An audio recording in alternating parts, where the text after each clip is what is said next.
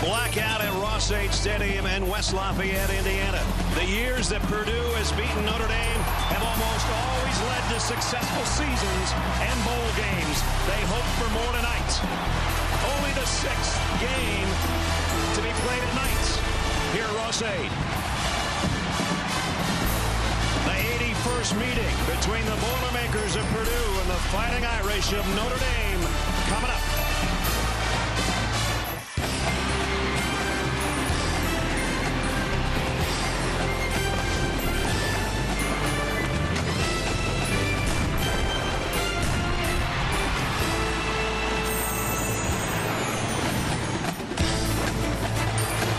Big house at Ross-Ade Stadium tonight. Our matchup and our college football primetime. Presented by Hampton Hotels, the Fighting Irish of Notre Dame on the road with a 2-1 record to take on the 1-2 Boilermakers of Purdue. The head coach at Purdue, Danny Hope, has said Notre Dame night could not have come at a better time after a tough loss last week to Northern Illinois. Welcome to West Lafayette, everybody. I'm Brad Nessler. For the Fighting Irish of Notre Dame, they're 2-1. The big story, they've scored 33 points or more in each of their games, and they've done it with a high-powered offense. Michael Floyd, though, is out for the regular season. Armando Allen and Jimmy Clausen are banged up with up-to-the-minute reports on their injuries. We go down on the field to Aaron Andrews. Brad, Notre Dame head coach Charlie Weis wanted to see how running back Armando Allen practiced in warm-ups today. Coach Weis said that Allen mentioned this is the best he's felt all week long. Allen will play tonight, but Coach Weis said he will not start. As for his quarterback, Jimmy Clausen, and what seems to be the most famous toe in America, Clausen mentioned to me he hopes the adrenaline takes over for the pain. Now, he will wear a metal plate in his right shoe. That's to keep his right big toe from bending. He says the less it bends, the better he hopes to feel. Brad? All right, Aaron, we're going to watch that as Notre Dame has to deal with those issues against an old rival on the road. How will it affect them? Purdue, can they bounce back from a tough loss a week ago to Northern Illinois? In a minute, Reese Davis in the studio. Then we'll be back at Ross-Ade to kick it off here in West Lafayette. A little bit of everything on the grill. Our tailgate week presented by Kingsford Charcoal. They're boiling up at Ross-Ade. Charlie Weis would hope for some Irish stew of the Boilermakers, I think, but on the road in the last 5 games against the Big Ten, he is 0 for 5, but he is 3-1 against Purdue. Todd Blackledge joins me now. And Ledge, you know, you were down on the field. Aaron talked about those injuries. You were down there. What effects are going to have on Notre Dame? Well, it has a big effect. I mean, Michael Floyd being out, he was making a ton of big plays. Armando Allen, good to know that he feels good. Back-to-back 100-yard games. I think Jimmy Clausen is the key injury to watch. I really think that he didn't practice as much or as well as maybe Charlie Weis intimated to the press this week. But they've done everything they can do to get him ready to play tonight. And during warm-ups, he looked pretty good just standing and throwing. The big question will be how he handles it if he has to get away from some pressure or if he ends up on the bottom of a pile and gets that foot tangled up with a bunch of bodies. I think we will see his backup, sophomore Dane Christ, tonight, some by design, perhaps a little bit more by necessity. Dane Christ, Charlie told us he would like to get him involved in the first half, and you and I have been talking about this for 2 days. That gives him the pressure off him if it gets down to the point where he's got to play in the second Absolutely. half. And Charlie Weis said, you know, it was a lot more work for me this week as an offensive coordinator because I had to put 2 different packages together. One for if Jimmy can play and what we want to do to this Purdue defense and what we can do with Dane Christ that he's most comfortable with. You know, I talked about this a couple of minutes ago. For this guy, the first-year head coach of the Boilermakers, Danny Hope, he told you and I and Aaron the other day, Notre Dame couldn't have come at a better time. They won their opener against Toledo. They played very, very well against Oregon, and right now that loss is looking better because of what happened today. But then they hit the skids against Northern Illinois last week, and they want to get that taste out of their mouth. And the best way to get that taste out of their mouth is to play well early. I think the early moments of this game are going to be huge for both teams. I think for Notre Dame, weathering the early storm, and for Purdue, getting off to a good, fast start on both sides of the ball. Another thing both coaches talked about was pressure. Can we force some on their opposing quarterback, and can we handle it on our quarterback? It's a blackout at Ross-Ade. It's the first time Purdue has worn all black uniforms in 3 years. Last time out was against Wisconsin. Notre Dame won the toss. They have deferred. That means that Nick Tausch will tee it up. They started this back in 1896. For the Fighting Irish of Notre Dame, the only team they have played more than Purdue is Navy. I tell you what, that suggests to me as much as anything that Jimmy Clausen it's a precarious situation. If they win the toss and don't take the ball as good as their offense has been the first 3 games, a little interesting there.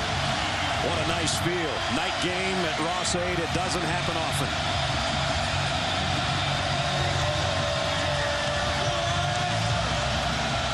Aaron Valentine and Royce Adams wait on the other end. The kick will go right to the goal line to Adams. And he gets popped right at the 20-yard line. So that's where the Purdue offense, led by Joey Elliott, the captain, the senior who's waited his turn. It seems like this has been a theme with us, with quarterbacks that have been around quite a while. Joey's hung in there.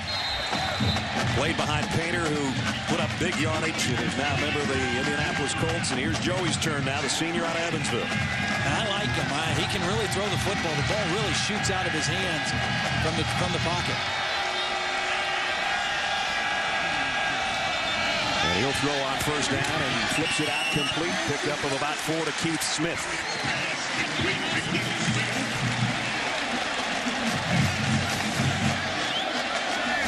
Joey Elliott, his first career start was against Toledo, and he put 3 touchdowns on the board. He made a couple of key errors that led to touchdowns in the loss to Oregon. Jared Crank joins Ralph Bolden in the I backfield. Bolden's been very, very good. Here he is on the toss sweep. And he gets maybe 2 yards as we take a look at Purdue's impact players. And Ralph Bolden, he was the number 2 rusher in the country after 2 weeks. Aaron Valentine, the receiver, he could be an impact in a lot of ways. He's a good punt returner, but he dropped a couple last week. That could be a negative impact. Mike Neal on their defensive lines, an all-conference performer, a defensive tackle. 4 wideouts now, bunch 2 each side on a 3rd down and 4 for Joey Elliott. Notre Dame's going to bring an extra man. The throw is complete. It's a first down to Keith Carlos. And Carlos wrapped up as he got to about the 32-yard line. But that's a first down, and that's a nice way to settle Joey Elliott in. Nice job giving the quarterback protection. A 5-man rush by Notre Dame. Well picked up by the front. And then Joey Elliott, his first 2 throws, looks pretty sharp out of the pocket. Carlos is really the most dynamic, the most talented of their wide receiver group, a junior college transfer this year. So first down, just inside the 33. And it's Elliott again. And nobody home this time. Might have been intended for Kyle Adams, the tight end, who got a little bit wrapped up in some traffic. As you take a look at the Purdue offense on the top of your screen, led by Elliott and Bolden. Tight ends could be big for both teams in this game. A couple of Kyles. Kyle Rudolph for Notre Dame. Kyle Adams for Purdue. Another big key for Purdue is the starter at left guard. It was Zach Reckman, a senior, a veteran guy. Rich Schmig is now the starting left guard. He is a redshirt freshman in there because of a suspension to Reckman. Reckman, a 1-game suspension handed down by the Big Ten. Here's a toss. Nice catch out in the flats. Trying to weave for a first down. And it's going to be short, but a pickup of 8 for Keith Smith. Last week against Northern Illinois, Joey Elliott told us, and the coaches told us, you know, they just couldn't seem to get the ball rolling offensively.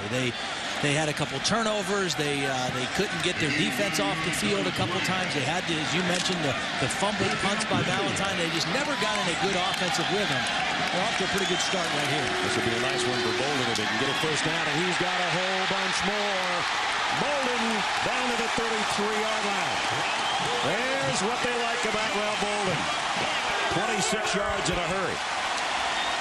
Coming into tonight, he's averaging 140 yards a game. He's got great vision, and then when he gets through that initial line, he has excellent speed, sprinter-type speed.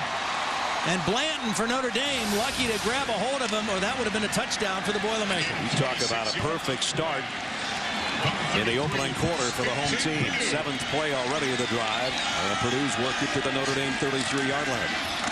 There's a big hit. Nice job defensively. Darius Fleming, the linebacker, with a big hit. And a loss on the play.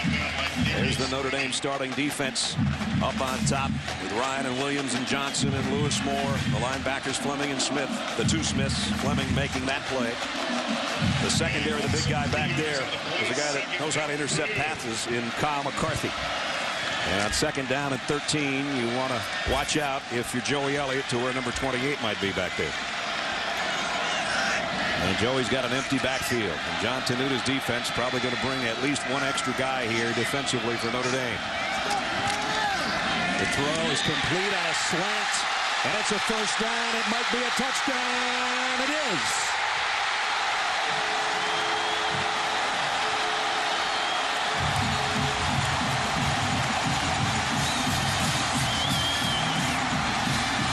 We told you Aaron Valentine could be an impact player. He just impacted the first quarter. Well, just a little cross by the two receivers. Valentine started out and came in. Robert Blanton kind of got picked away from the play. The ball actually looked like it surprised Valentine a little bit, but it stuck to his hip, and he took it the rest of the way for the touchdown. Carson Wiggs in for the point after. A dynamic opening 3 minutes and change for the Boilermakers of Purdue. Just like that, Jimmy Clausen says, boys, we got work to do. We're already in the hole by 7 on a 36-yard touchdown pass. Boilermakers by 7.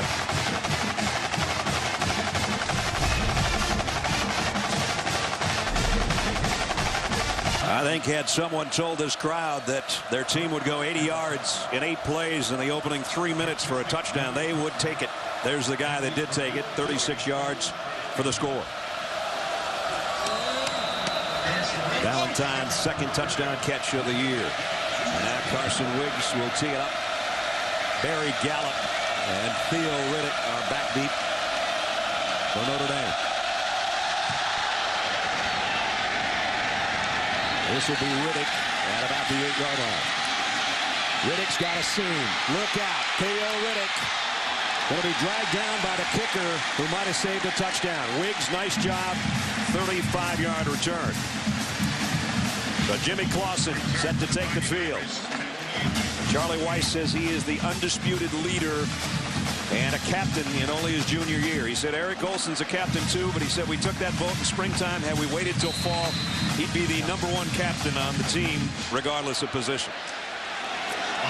Now you can see on tape. I mean, I've watched him his whole career. He just looks so much more comfortable, so much more poised right now. And then, of course, the arm has always been there. In the shotgun. They'll keep it on the ground. Flags down on the first snap offensively for Notre Dame. Jonas Gray is the guy that carried the ball. Offside. Defense. Number 93.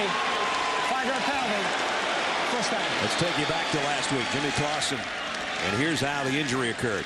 It was really an awkward-looking play. He said, I wasn't taking a knee or trying to go down. I just kind of buckled, and then my foot got caught underneath me. And it's actually not just his big toe. It's his big toe and the one right next to it. So the plate is actually there to hold up 2 toes to give support. We got to give those toes a new name, like number 1 and number 2 or something like that.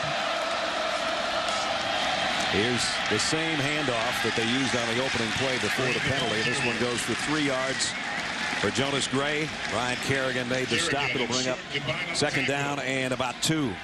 Jimmy Clausen, when we talked to him the other day, I said, Jimmy, you ever had that problem with the turf toe before? He said, matter of fact, I did last year.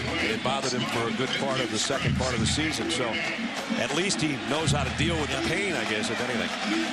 Well, the problem as a right-handed quarterback, your right foot is your plant foot. It's what you drive off of to throw, and that big toe is critically important.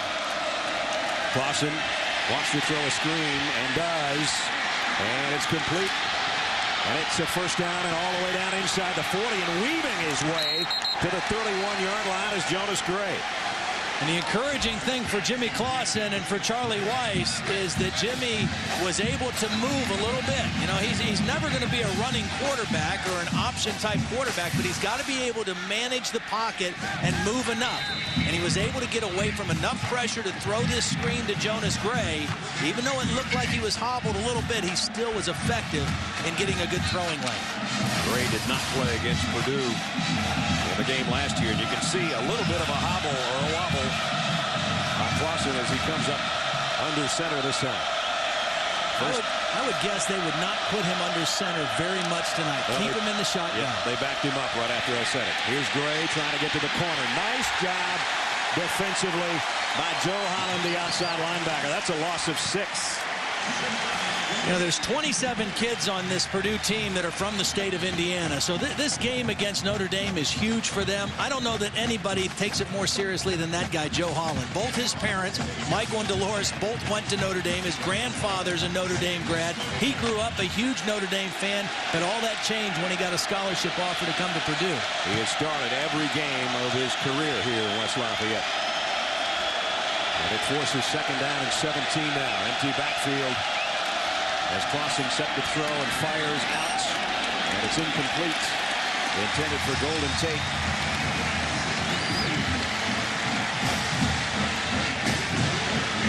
And now Clausen's going to be facing a third down and a whole chunk. Remember, Michael Floyd gone at least for the regular season. Possibility he could come back for a bowl game at the end of the year. There's Michael, and boy, you talk about an impact player. He is something special. Big plays. I mean, he was averaging almost 28 yards per catch, 5 touchdowns. I mean, every time they threw it out to him, he made a big play, it seemed. Clausen hasn't thrown an interception since way back last November. He's got third and long here, and a flag flies in. Sam Young may have come out of his stance, and if it's a false start, it's... False start. Offense. Number 74. 5-yard penalty. Third down. Now you're talking about 22 yards. They got to get all the way down to the 21-yard line for a first down. An experienced offensive line now. That's something that Jimmy didn't have when he was a freshman. Charlie says, you know, it makes a whole difference in the world. Well, it makes a tremendous difference in your run game. They're running the ball better this year than they have the previous 2 years. They're protecting the quarterback better. And it really all starts up front. It is a veteran group, but this is a difficult situation for any offensive line right here. They have to go about half your screen wherever you're watching to get a first down. Well, they might get 5 of it back. Mike Neal looked like he got a head start. Offside. Defense. Number 92. 5-yard penalty. Third down. See, that's called playing with your ears instead of your eyes. I mean, you're listening to the quarterback's voice instead of watching the football. You're a defensive tackle. I mean, you're about 8 inches away from that football. You shouldn't get drawn off sides like that, but he's in earshot of the quarterback as well. There's the starting lineup on the top of your screen, including that offensive line for Notre Dame.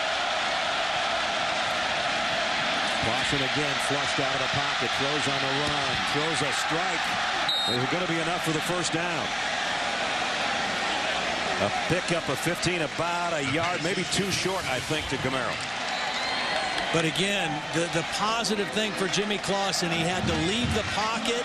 He got out there with some quickness. He made a throw on the run, off his back foot, his right foot, and threw a strike. And Charlie Weiss early in the game on a 4th and 1 is going to go for it. They're 3 out of 4 so far this year on 4th down conversions.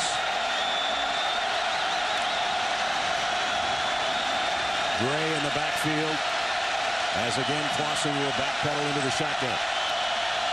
2 tight ends set. He'll keep it on the ground. And Gray is going to be knocked for a loss.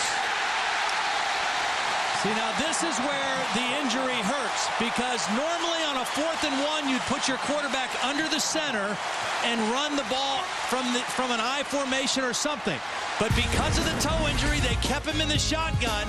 That enabled the Purdue defense to get great penetration and stop the play on 4th down.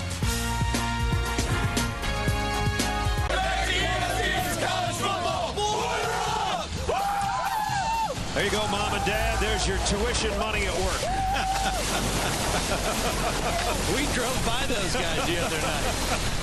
I guess the freshmen have to go first. The seniors get to plow into everybody else. I don't know. Looked like fun. So far, fun for Purdue. They went 80 yards in their opening drive. Let's see how they do now after stopping the 4th and 1 for Notre Dame. Boilermakers at their own 25. A little quick opening draw. Ralph Bolden got a couple. You know, you talk about the last 10 years for these two teams, and it's amazing how close they are in record. And for Purdue, that whole stretch for the most part was Joe Tiller. Notre Dame had more than one coach. And Danny Hope's in his first year as head coach. Charlie in his 5th year, 31-22. 7-6 a year ago. Purdue only won 4 games last year, but as I said earlier, when they have a season when they beat Notre Dame, it's usually a successful season and a bowl game at the end. This throw just a little bit behind Keith Smith, or he might have had a big gainer. Yeah, that had a chance to be a big-time play because the safeties had kind of spread out in the defensive set for Notre Dame. There was nobody in the middle of the field. If he catches this on the run, I mean, he is running right to the goalpost. But you're right, it was a little bit behind him on the throw by Elliott. Otherwise, Keith Smith might still be running. Purdue came into this game 38% on their 3rd down conversions. They got 3rd down and 7 here. That's Smith, the motion man. Elliott across the middle. 1st down to Smith. And Smith rumbles all the way out near the midfield stripe. Pickup of 22 more. And now Joey Elliott's going with a hurry up here. He's getting his troops lined up with a 1st down at the 49. So a little change of pace here for the Boilermakers. Ground game doesn't get anything that time either. Loss of 1 for Bolden. Kerry Neal, the defensive end out of Bund, North Carolina, made the stop. See if Purdue's going to huddle or just walk up to the line again. They're going to wait for Elliott because he came halfway over to get a word from the coaching staff. The loss of 1 yard on the play. Ball spot at the 48-yard line. 2nd down, Purdue. Now 2nd down at 12.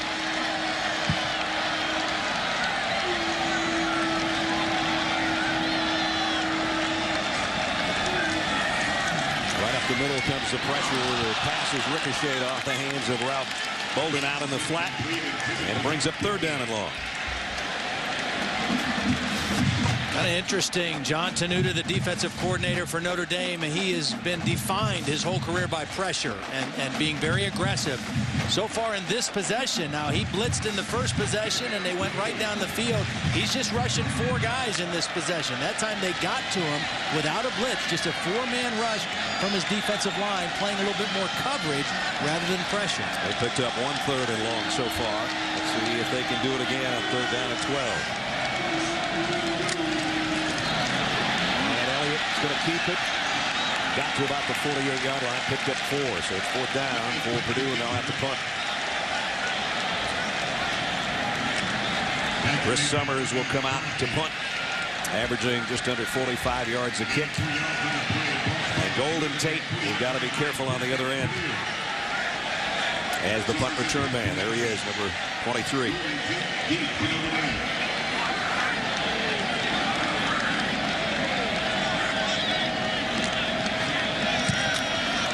Flags are down as Summers hits a high punt but short down to the 19-yard line. But again, penalty markers at the line of scrimmage. Penalty marker on the play. Pat Garvey is our referee.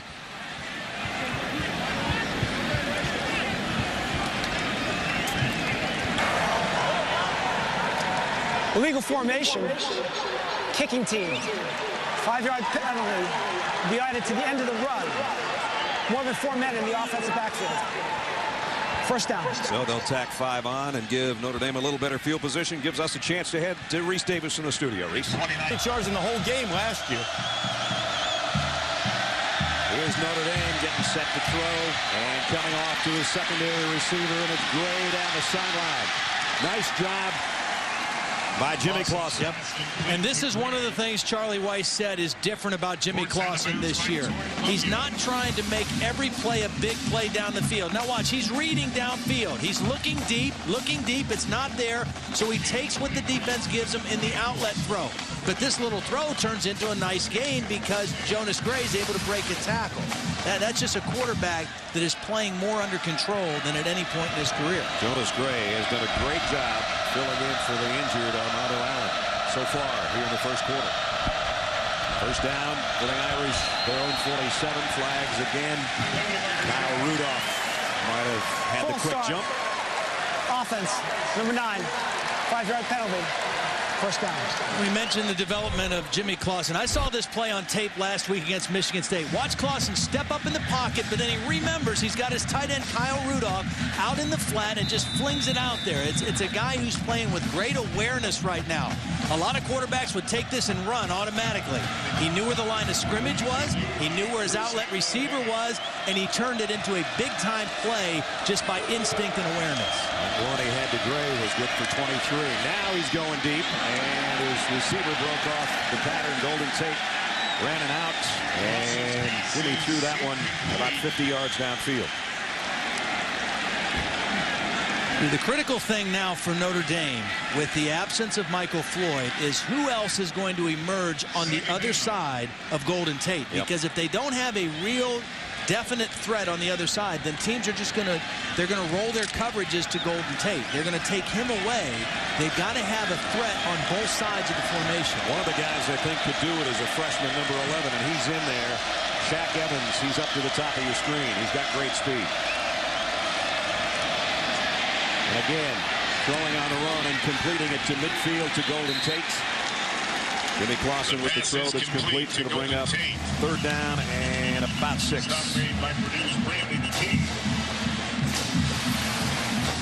Now again, we're seeing Clausen have to move in the pocket, and so far so good with that right toe. I mean, he's able to do it, and you can see, I mean, it's not going to be a comfortable game for him. You can take medication, you can wrap it up, you can put a plate in there, but it's going to hurt, and it's going to throb, and it's going to be uncomfortable. But he's a tough kid, and he's showing that here tonight. The big third down here to try to keep the Irish drive going in Purdue territory.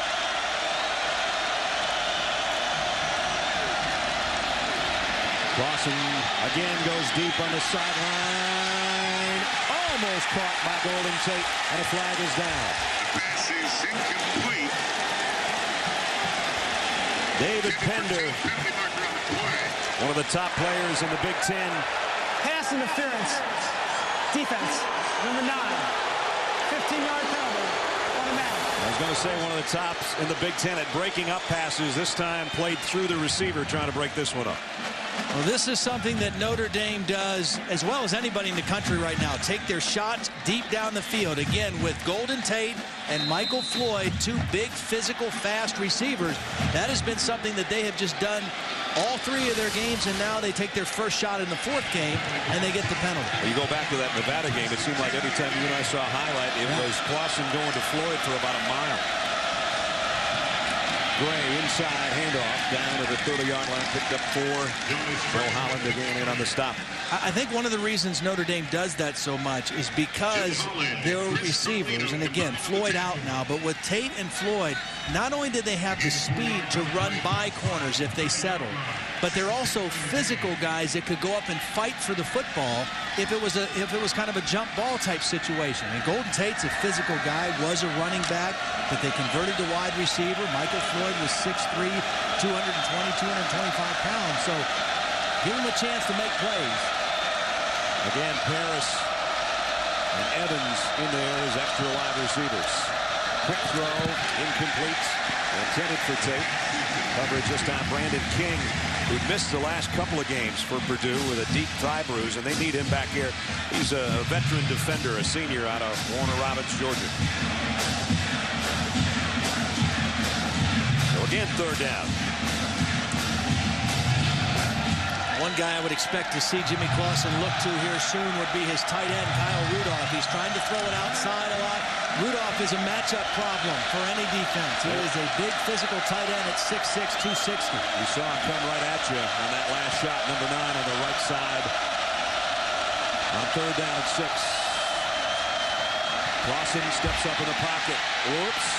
Almost stumbled on that foot. This is what they don't want him to have to do. Jason Werner, the outside linebacker, made the stop. And flags at the end of the play as they have to separate these 2 teams near the Purdue sideline. Well, this could be big depending on what it is.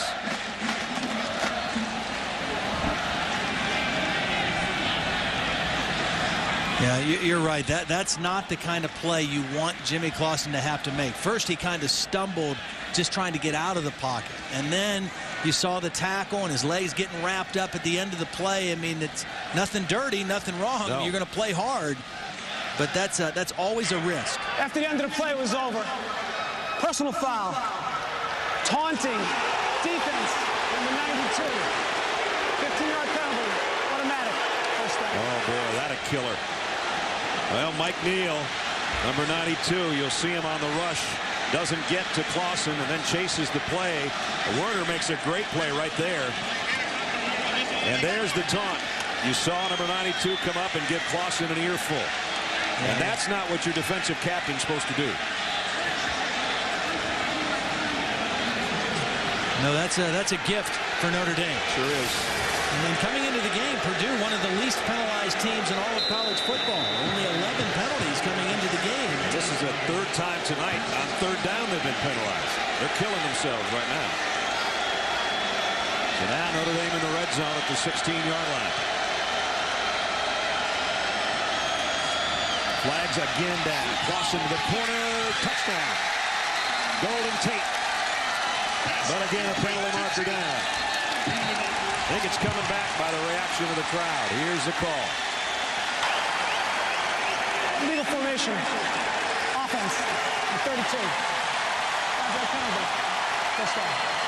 But if you're a cornerback for Purdue, if you're Brandon King or David Pender or anybody else they put in, you better expect that they are going to try to throw it over your head several times tonight. Because, first of all, the quarterback has the arm and the accuracy to do it.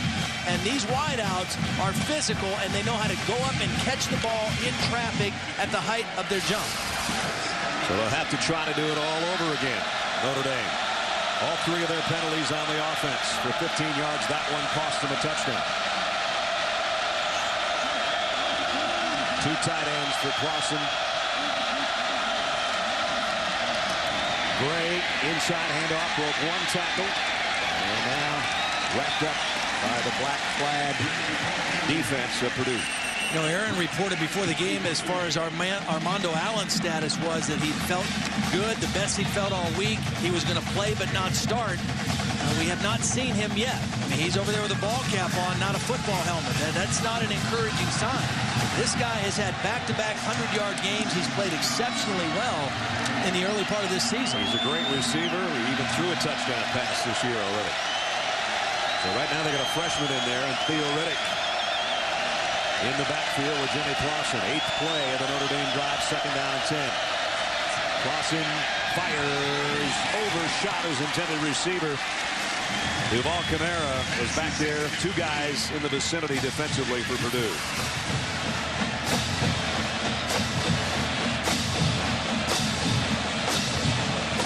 Again, just planning on that right foot, pushing off of that right toe and transferring his weight from his right foot to his left foot.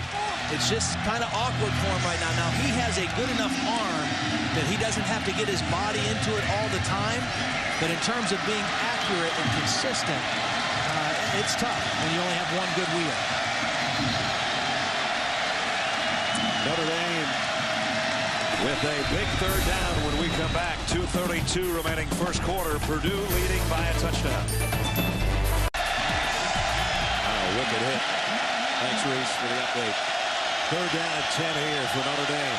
Jimmy Clausen off play action. Fires to the end zone. Incomplete, intended for Kyle Rudolph, his tight end.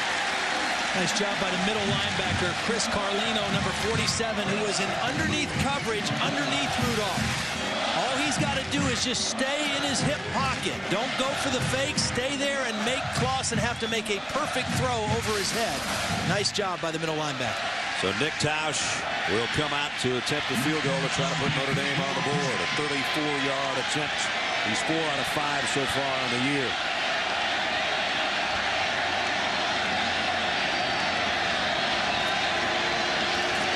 Tausch with a kick on the way. That is good. So Notre Dame with a good-looking drive.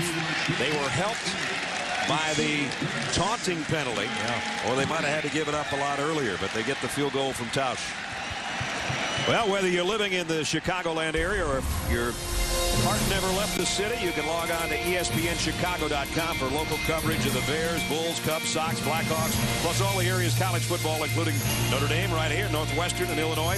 ESPN Chicago, ESPN Boston, and coming soon, ESPN.com for Dallas, New York, and L.A. Here's some of the stories you'd be following. The Illini got walloped in Columbus. The Bears and the Seahawks getting ready to go at it, and Northwestern a loser to Minnesota today. Big win for Tim Brewster and the Golden Gophers. Those are just some of the things you'll have on ESPNChicago.com. Brad Nessler, Todd Blackledge, Aaron Andrews. Pretty nights in West Lafayette. We were worried about rain. There was a front that I think is going to miss us to the south if we're lucky. But right now it's a beautiful night. Got that feel of fall in the air. And Joey Elliott and Purdue set offensively after this kick return. They lead by 7-3.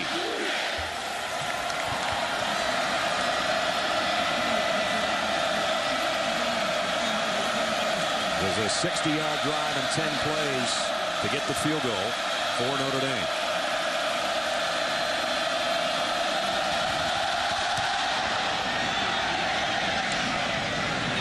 It's going to bounce all the way down to the goal line, and Valentine's going to try it from the 1. Dangerous. Got it out to about the 18-yard line. Of course, it's been known over the years. Great quarterbacks. Pro Football Hall of Famer Len Dawson sort of started it. Two-time All-American. Bob Greasy, Pro Football Hall of Famer with the Dolphins. Mike Phipps came in as an All-American in the late 60s. And it was Gary Danielson, good friend of ours, 12 years in the NFL, mostly with Detroit and Cleveland. Mark Herman, an All-American. From 77 to 80, Jim Everett, big guy with the Rams for a long time in the NFL. And now Drew Brees, if you want him on a fantasy team, you're looking good. And Kyle Orton's the starting quarterback for the Broncos. Not a bad group. No, not at all.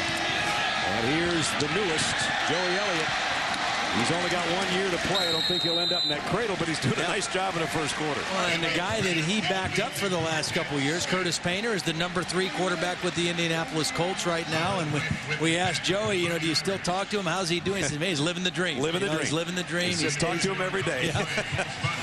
That's good. Joey's done a nice job here.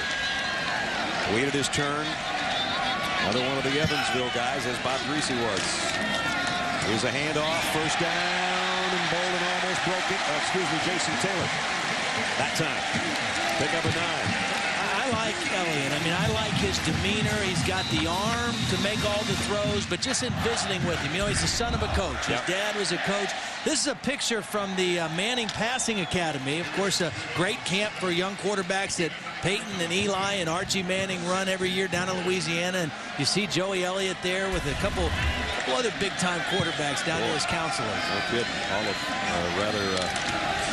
Heisman Trophy winner Sam Bradford. Here's Elliott on the keeper down the run out across the 40 to the 42. Those guys right in the middle, the two orange T-shirt guys. That was Archie, and then Eli, and then Peyton was standing behind him. So some pretty good talent there. I worked at that camp 1 year. It's an outstanding camp. And the thing that's cool about it is that Peyton and Eli, they don't just put their name on it and don't show up. They're there. They work with the kids. And the best part is they take those college kids and work them out. They go and throw with them. They instruct them. They talk to them. They watch film with them. It's really a great deal for the college guys who go down there as counselors.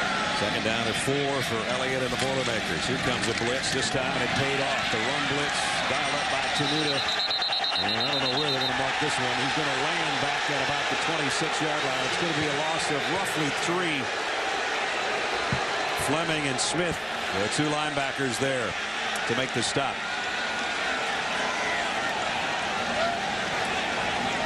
Final note on that quarterback camp. Jevin Sneed was a guy that basically hung out with Joey and did drills all the time, and he was really feeling for him Friday after what happened to Ole Miss on Thursday night. Yeah, that's something that only guys that play the position can really understand completely and know what that feels like. Third down at 6. And the quarter's going to come to a close before Purdue can snap it. But a good quarter for the Boilermakers at home in front of a big hometown crowd. Only the 6th night game in Ross-Ade history. Off to a good start for the first 15 minutes. Purdue 7-3.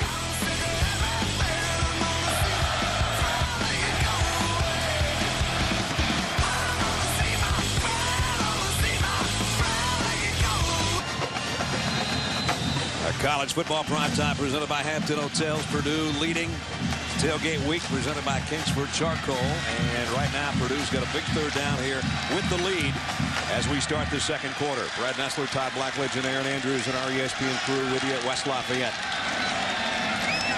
Joey Elliott, here comes some pressure. He steps away from it and incomplete. No flags. Yeah. I'll tell you what, if Kyle McCarthy would have gone for the ball instead of the hit, he might have had his 4th interception on the season. He's had an interception in each of the first 3 games.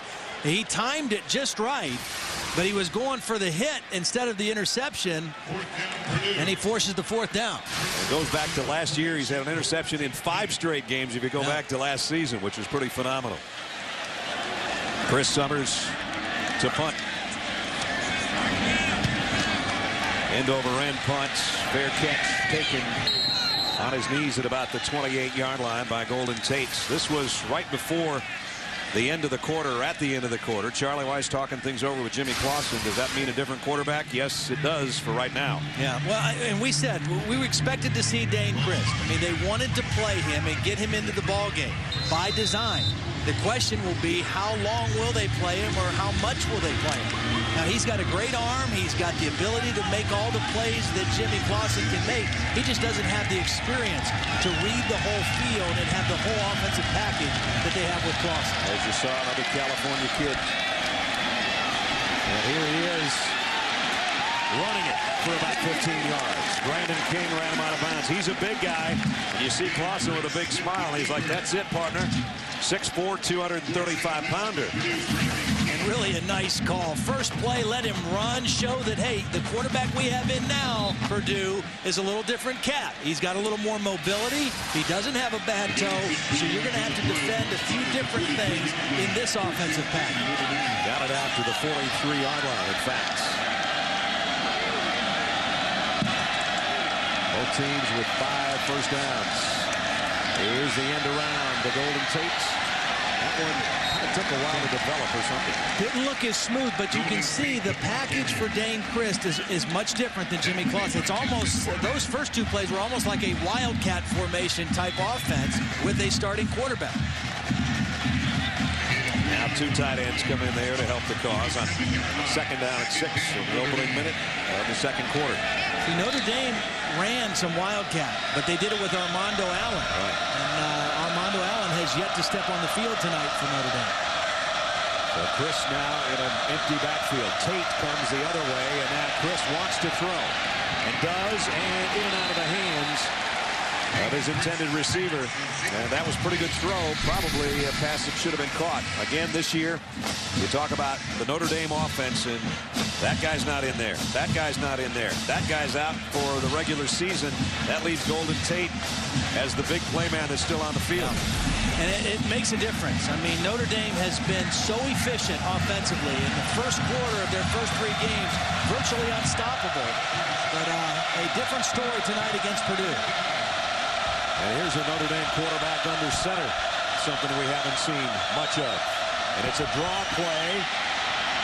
There's Golden Tate. Golden Tate. All the way down inside the 40. Golden Tate, the guy you didn't X off is the guy that just took off. They put him in a different spot, kind of hit him from the Purdue defense, and then handed the football to him. Again, he was a running back to start his career, and they really caught the Purdue defense expecting pass all the way. And Golden Tate shows you he knows what to do with the ball in his hands. Nice hurdle at the end. They got it all the way down to the 38-yard line. And now Tate is in the Wildcat, and Christ is off on a wing. And they go straight ahead. I don't know if they got anything. Jason Werner made a nice play to stop him that time. Might have gotten a yard. Here's Golden Tate last week. Nice pattern long down the sideline against Michigan State, and then I'm going into the band. Whoops. Wrong band. Yeah. That's a wrong band. They're not going to catch you. Yeah, you're at home. You just got to know which band you're jumping into. That's a classic right there. He goes into a mosh pit, and the tuba guy wouldn't even catch him. That's like at Wrigley when they throw the home run back on the field. Here's a toss sweep. This time it's Hughes, and he's got a convoy in front. Still going. All the way down to the the 17-yard line. And see, just the change of pace with Dane Christ and the Wildcat-type plays, the quarterback run on first down, it just creates a little hesitancy in this Purdue defense. And now this is just a normal toss sweep, kind of a power running play, but it goes for big yardage against Purdue. They've got this Purdue defense back on their heels a little bit in this drive. Robert Hughes really moved from tailback to fullback to replace the injured James Aldridge. In that case, you got a big gainer and another first down at the 17 of Purdue. And here's Hughes again. The cutback is a beauty inside the 10 and down to the 9. Boy, great block by Mike Ragone, number 83, and Kyle Rudolph, both tight ends.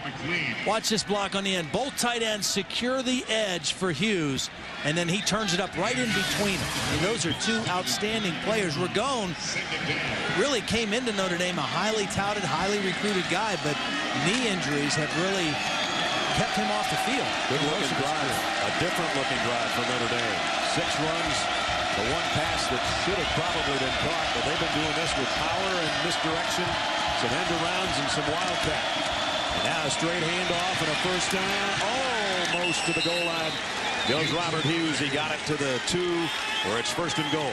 Notre Dame this year coming into the game tonight averaging 155 yards a game rushing. That is significantly better than the 2 years prior. I mean, they just had not been able to run the football. 73 yards so far tonight, and that makes a big difference. And look at that, from 2007 and 2008, the worst 2 in Notre Dame history, but this year, again, that veteran offensive line makes a big difference. By the way, Charlie Weis has never lost a game at Notre Dame when his team has outrushed the opposition, 17-0. First and goal at the 2. And it's Hughes for the touchdown. Just powered his way behind his center, Olsen, and Trevor Robinson, the right guard.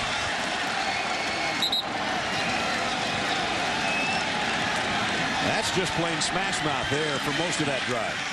The first play with the quarterback run on the edge set the Purdue defense back on its heels, and then they just pounded them all the way down the field and into the end zone. Here's another look. Nice job. Again, the tight end got a good lead block. Bobby Berger, actually the tight end, playing at a fullback type of position, and now Nick Tausch will try to make it 10-7, and does. 73 yards in 9 plays with a backup quarterback. Jimmy Clausen's going, nice job, my man. Notre Dame in front, 10-7. Earlier this September, Notre Dame leading 10-7. The final weekend of September. Irish trying to go to 3-1. Purdue trying to even their record at 2-2. Royce Adams waiting the kick from Nick Tausch. This one's going to bounce. Valentine will take it on a hop at the 8.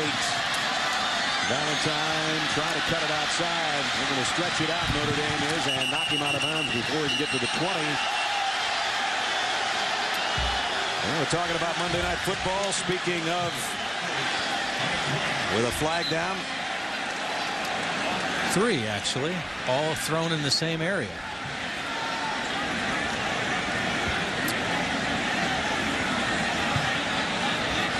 We'll only use one of those flags.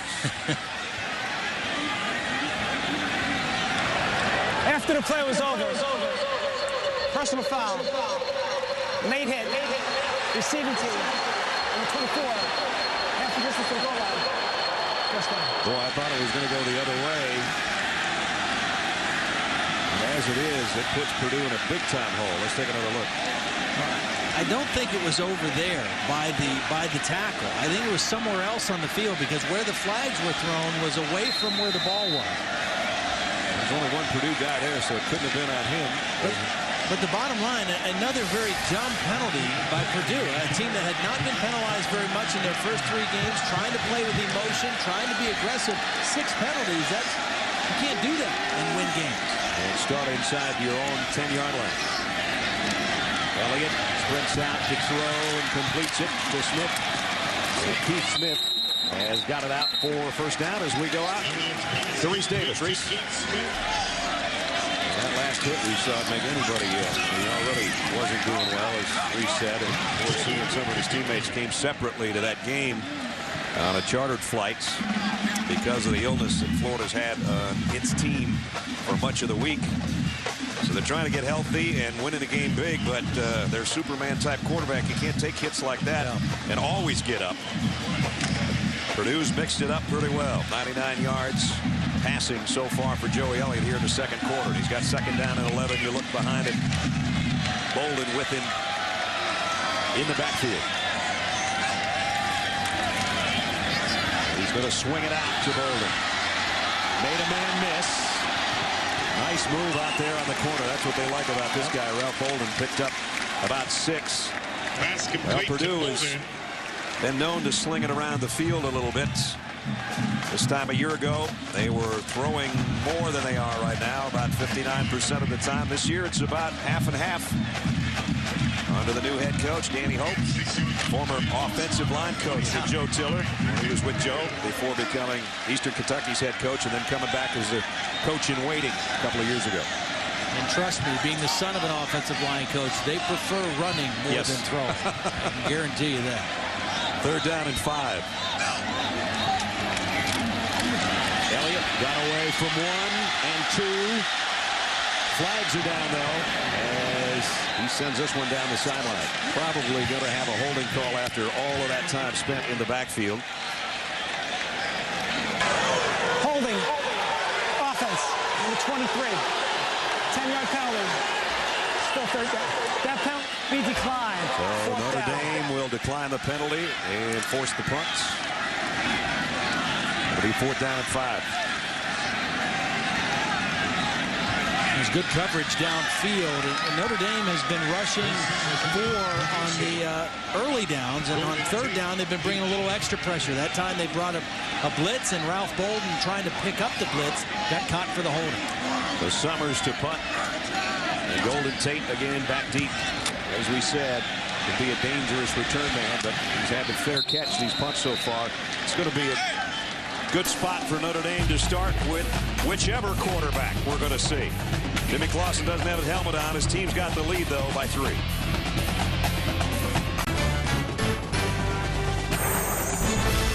ESPN's College Football Primetime.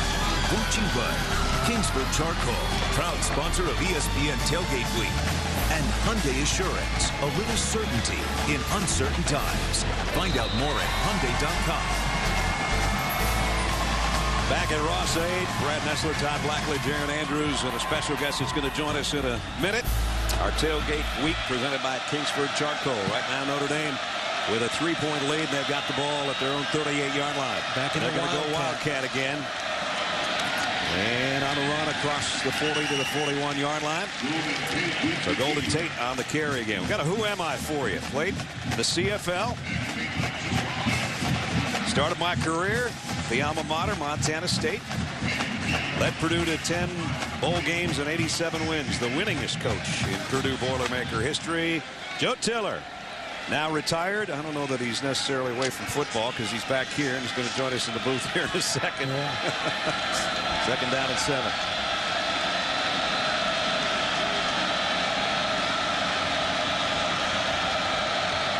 So again, Golden Tate getting the call. And on the handoff, heading to the corner. Riddick, a nice cutback, and he's got a first down all the way down to the 35. The freshman goes for 24 yards and a Notre Dame first down. We welcome our old buddy and the winningest coach in Purdue history, Joe Tiller. Joe, good to see you. You and Arnett drove all the way over for the game. Yeah, we did. 1,282 miles. From Buffalo, Wyoming, yes, right? sir. Just a lovely drive in the afternoon. So how's retirement so far? It's been great. We've been able to take in some football games. I miss a headset, I'll say that. We might be able to let you keep this one here. We'll see if Cody will let you keep this. I don't know about that time. First down, Notre Dame. And to give again is to Robert Hughes, who's been doing a good job here in this first half. Coach, I think it was back in '97 when maybe one of the biggest wins you ever had was against Notre Dame. It was. You know, we had lost our opener, our first game here at Purdue to Toledo on the road, and I think we had like 0 chance of winning the game to the outside world, but we thought we could do some things, keep them off balance, and lo and behold, we won that game. It really kick-started the program. Second down here for the Irish at the Boilermaker 32-yard line with Christian at quarterback. Off play action, wants to throw, now he's going to run it. This time Purdue closes down defensively at the 29-yard line. Coach, you told us in the last break that you've watched some football, you've gone and seen some games out in Wyoming, but coming back here and watching this team, your old team, a lot of these kids that you recruited, is it strange for you, fun for you? How has that been? It's a lot of fun to see them healthy, number one, Todd. A year ago we had a horrific year that way, but you're proud of the way they play and hope we can keep it up here. Now here's a big third down for the Purdue defense. And it's Tate behind Christ, and he's going to give it to Golden Tate, and Golden Tate has got the corner down the sideline, out of bounds at the 15-yard line. Another Irish first down. So Golden Tate, the former running back turned receivers, back to running back right now. And really the leading tackler for Purdue, Jason Werner, had him. I mean, had a chance to make the play. Number 24, he has him. He's right here, and he just can't bring him down to the ground. Golden Tate is able to kind of stutter step, get outside, and pick up the first down. At the 16-yard line. And now Hughes comes in as the tailback. 11 straight runs now for Notre Dame, dating back to their scoring drive before. Here's another one.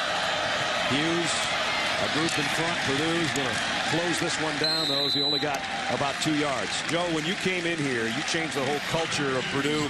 It became sort of basketball on grass. Everybody's copying you now. Now I refer to it as sissy ball. Nobody wants to line up and hit anybody. You want to play finesse ball, but we came in with a style of offense that we thought could level the playing field a little bit for us, and we had a measurable degree of success. Absolutely, you did.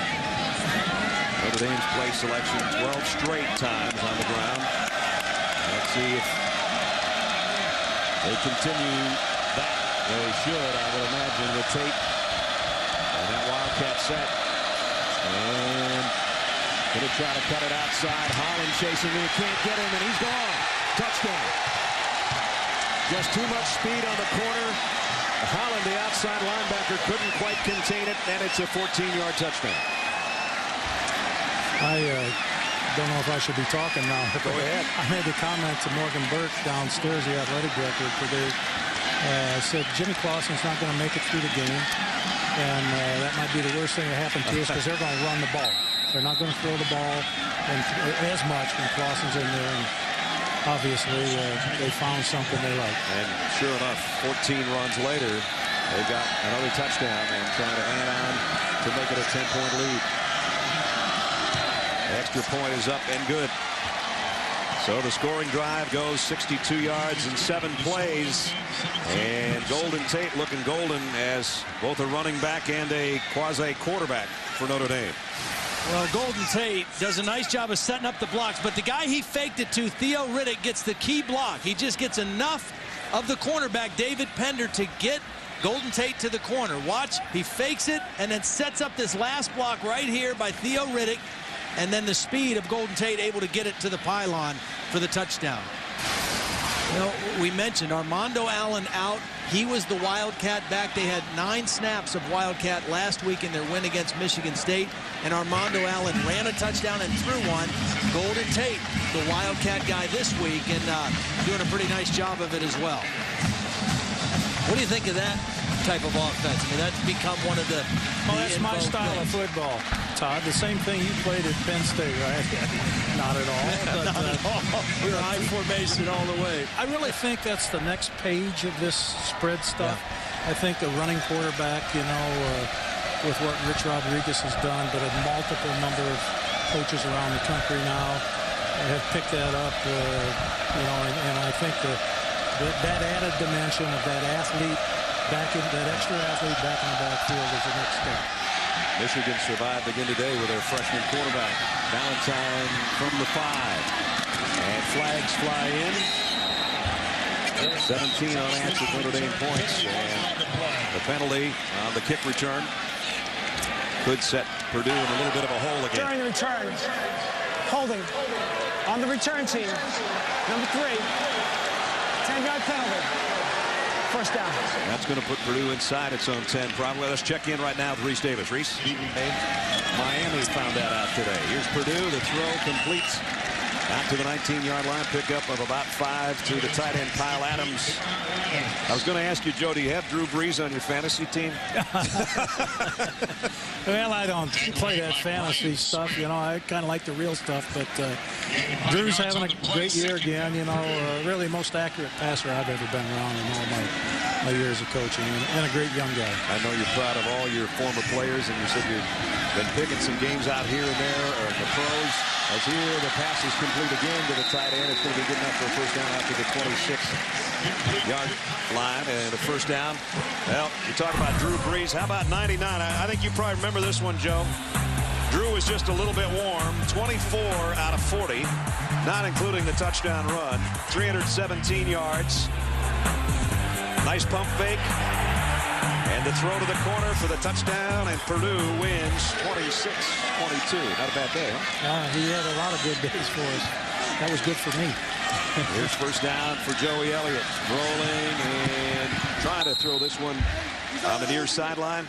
Well, Coach, we know you want to go have some fun. I know you got more football to watch with the Patriots and the Broncos, and I know you and Arnett want to have some fun with some old friends. Is my room still ready out there so I can come fishing? Absolutely. You know, the coffee pot's on. You know, I made a comment last game of the season to the fans. You know, we're listed in the phone book. So far, we've had 6 Purdue couples stop in and see us, and 7 students stay overnight with us. That's beautiful. I don't take up much room. Keep the trot screen cold for me, all right? Thanks, Coach. Thank you. Joe Tiller. Good to see you, fellas. And the winningest coach in Purdue history. Down the seam, almost a big play. Could have been a touchdown. Intended for Keith Smith. Joey Elliott knows it, too. So Keith Smith had everybody down the middle, and Joey would love to have another shot at that one. And Joey Elliott just needs to kind of settle back into this game. I mean, Notre Dame has kind of been on a roll here. They've gotten the lead, but Purdue still has enough weapons to make plays against this defense. But Joey Elliott just has got to calm it down a little bit. Here comes the pass rush. Elliott's going to try to keep it, and he's cut down by Darius Fleming. Brian Smith, the outside linebacker. Elliott on the keeper. Again, it's a little different philosophy. We've seen a different style of the Notre Dame offense. It's been a different style of the Notre Dame defense, too. Not as much blitz as typical. But then when he starts to leave the pocket, Joey Elliott, then they fly at him, and they've made plays that way. Summers probably hit this one a mile in the air. Tate will backpedal to the 20. The bad news is he's got a return on. And Golden Tate lassoed down at the 36-yard line. 54-yard kick. It's been all Notre Dame for the last few drives. 17-7. Clausen on deck. All right, Reese, we'll see you in about 2 minutes, 48 seconds. Notre Dame now with Jimmy Clausen back at the controls, and they come up firing after a whole bunch of runs that got them a couple of touchdowns. Well, they went 13 straight runs when Dane Christ was in. Jimmy Clausen, when he was in the game, didn't look totally himself, a little bit off. Again, that right foot is plant foot. That's where the toe injury is. He was able to move out of the pocket fairly well, but you can tell it just is not a real comfortable thing for him. But the reason he's in right now again is to run the 2-minute offense, which has 2:17 remaining and 2 timeouts. Here's the quick toss after Kamara. He's out to the 40-yard line. Torrey Williams made the tackle. Well, we got a little over 2 minutes remaining. Notre Dame, 2 timeouts. And they do have a third down coming up. Third down in about 6. And Purdue's going to take a timeout. We'll take it as well. 2:09 remaining till halftime. Notre Dame looking for more points. Purdue looking for a stop. Back in West Lafayette. Time right now for trivia question for the week, and it's who holds the Purdue record for rushing yards in a game by a quarterback. And we showed you that whole cradle of quarterbacks a little while ago. Could it be one of them, or could it be somebody else? Think it over. Jimmy Clausen, Notre Dame's quarterback, in the gun on third down and a long 5. Clausen throws off its back foot and it's batted down. Joe Holland got in there. Don Lanholm, the defensive coordinator, dialed up a blitz that time, thinking, you know what, this quarterback can't get away from pressure. If we get somebody right up the middle, they had two linebackers coming right at him, and Holland able to get his hands on the football, and a good stop for Purdue on third down. So Purdue's going to have 2 timeouts in over 2 minutes with which to work following the punt. First punt for Notre Dame tonight.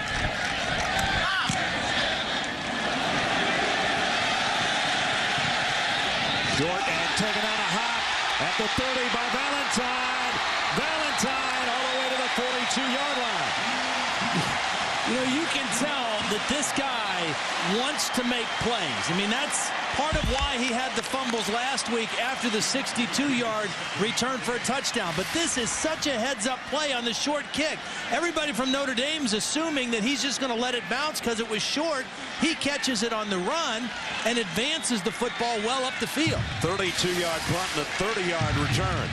And as Todd said, he took 162 to the house last week before some bobbles, but now he's given his team a chance offensively. At the 43 of Notre Dame, first down Purdue with 1:54 till halftime. Elliott flushed again. There's a flag down. The pass is incomplete.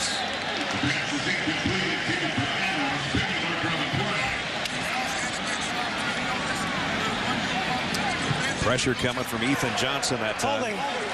Offense. Number 54. 10-yard penalty. First down. Take you back to last week. Yeah, Valentine, the first touchdown of the game was on this 62-yard nifty punt return by Valentine. It got Purdue off to the start, a 7-0 lead.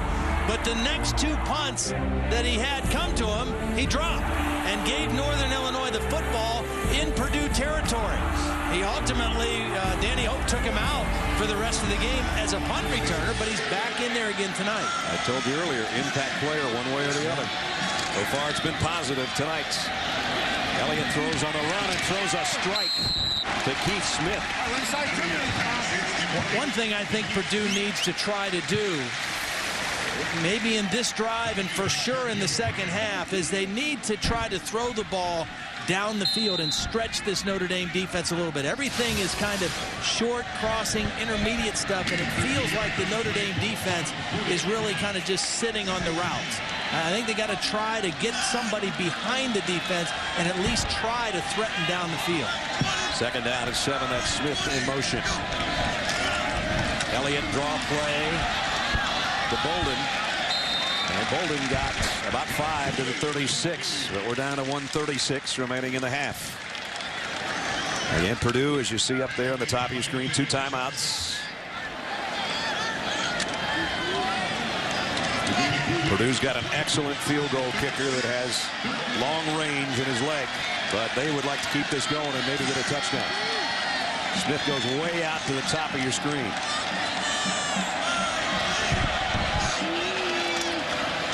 Elliott's looking that way, going to him, far side, incomplete. This is incomplete. Coverage by Gary Gray over there. Yeah, I think they needed to do that, but 3rd and 3 is not where you take that chance. You take that chance on 1st or 2nd down because you really needed to convert here. And now it's 4th down, and at the 36-yard line, they've got a kicker that's got plenty of legs, but they're going to go for it.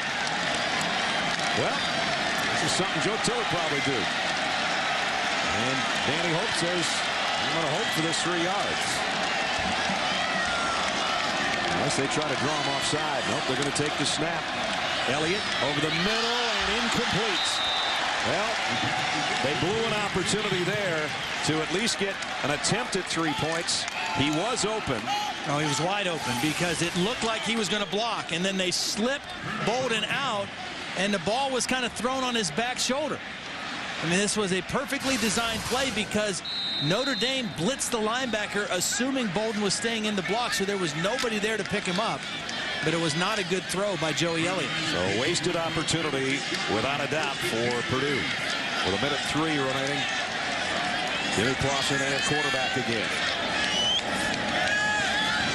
He pumps to the middle and throws to the flat to his tight end Rudolph, and Rudolph on the run. Rudolph's got a first down, and he's out of bounds in Purdue territory. So we knew that was going to happen eventually. He was going to find big number 9, and I mean big. Todd said it earlier. 6'6", 260-pounder. He picked up 17 yards. Yeah, he was a great prospect out of Cincinnati Elder High School. Just great football down in the Cincinnati area. About 6 parochial schools down there that all play outstanding high school football, and Notre Dame has recruited all of them very well. And Kyle Rudolph has a bright, bright future. Rudolph now standing up in a slot to the left side as the extra receiver on first down at the Boilermaker 48. Purdue needs to prevent any further bleeding here before halftime. Clausen hit in the backfield again. Now running, not what they want to happen. And he gets up sort of on his left foot and walks back to the huddle, so he's all right. Run down by Tory Williams. We got a timeout. Notre Dame leading in the late stages of the second quarter here at Ross-Age Stadium. A little bit earlier, we asked you tonight's trivia question. It was, who holds a Purdue record for rushing yards in a game by a quarterback? All those guys we looked at. Gary Danielson at 72, 213 yards on the ground. GD won't walk 213 yards on a golf course. 13. Yeah, he was running a wishbone back then. He wouldn't walk that far on a golf course today, I don't think. 2nd and 10. Clausen loads and fires. Strike out to the freshman Shaq Evans. We talked about him earlier. A guy that Charlie Weiss said with the speed he's got, maybe he can be the equalizer on one side with Golden Tate on the other. They move the sticks. Stop the clock momentarily with the first down. Now it starts again with 33 ticks left till halftime. Clausen is going to throw this one away. Wait for another play. Clausen's pass is incomplete. Well, you knew that Jimmy Clausen's statistics probably couldn't keep up the way they had been, whether he was healthy or not, because he's just been ripping things up. He had 9 touchdown passes coming in and no interceptions. Tonight he's 8 out of 15. Well, he came in the 2nd most efficient quarterback in college football, and he's just, right now, he's just managing the game. He's playing with one bad leg. In that throw right there, he says, you know, I'm not going to make a mistake here. I'm not going to put my team in a bad position. If it's not there, I'll throw it away. Try to hit a couple more passes here and see if we can set up for 3 more points before halftime. Think about all the Notre Dame quarterbacks and the fact that that is a school record, 4 straight 300-yard passing games. And that's what he's done dating back to the bowl game against Hawaii at the end of last year. Reminder, overall points leader Mark Martin racing for his 6th victory this season. Jimmy Johnson's on a pole. Denny Hamlin right there on his heels too. Chase for the NASCAR Sprint Cup continues at Dover tomorrow. 1 o'clock on ABC. Presented by Burger King. There's your top point leaders. Mark Martin. I took him last week. Remember I said I like the old guys. He went out and won. Gotta love it.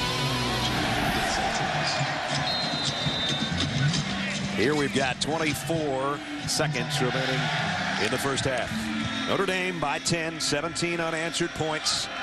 They did a lot of it with the running game. Golden Tate playing in the Wildcat. Dane Crisp being in at quarterback. But that's Jimmy Clausen's turn, as Todd said, in the 2-minute offense. Throwing deep for the end zone, and it is intercepted. Picked off by David Pender. Somebody got a hand on Clausen in the backfield. Yeah, Ryan Kerrigan was rushing the quarterback, and it looked like he kind of knocked the ball out of his hands for an instant. Right here, and then he gets it back and reloads, but by that time, the coverage had caught up, and right there to make the interception. And again, the difference between Golden Tate or Michael Floyd going up for that ball and Shaq Evans, the freshman, just not ready to kind of fight for that ball with the same kind of strength. So there's the first interception and 148 pass attempts going back to the USC game in late November of last year. We had just said no interceptions this year. came in with a long string, but that string is over. And now Purdue runs it out to the 35-yard line. And they're going to hurry up here and take a timeout with 12 seconds left. So Joey Elliott got it out his offense to the 35-yard line, and they might try to loft one down here. 12 seconds all that remains in the first half. So Purdue, no further damage done by the Notre Dame offense. Let's take a look at tonight's Good Hands Flashback, brought to you by Allstate. Take you back to October of '05. Jeff Samardzija, all 6'6" of him. Great wide receiver. Some beautiful catches in the matchup against Purdue. Another look at another angle. You can't do it much better than that. The final was Notre Dame over Purdue, 49-28. And Charlie says he never hears from Samardzija without him busting his chops about baseball or about how Notre Dame is doing. Here we're down to 12 seconds. Purdue still has one timeout left. And they do have a kicker that has a huge leg. If they can get a couple completions. Elliott's going to throw behind his intended receiver again. That's been a little bit of a problem tonight. Valentine was the guy who was trying to get it to. And now we're down to 8 seconds remaining. So they would really have to load one up. I don't even know if they have enough time to get one down the seam and get a timeout call.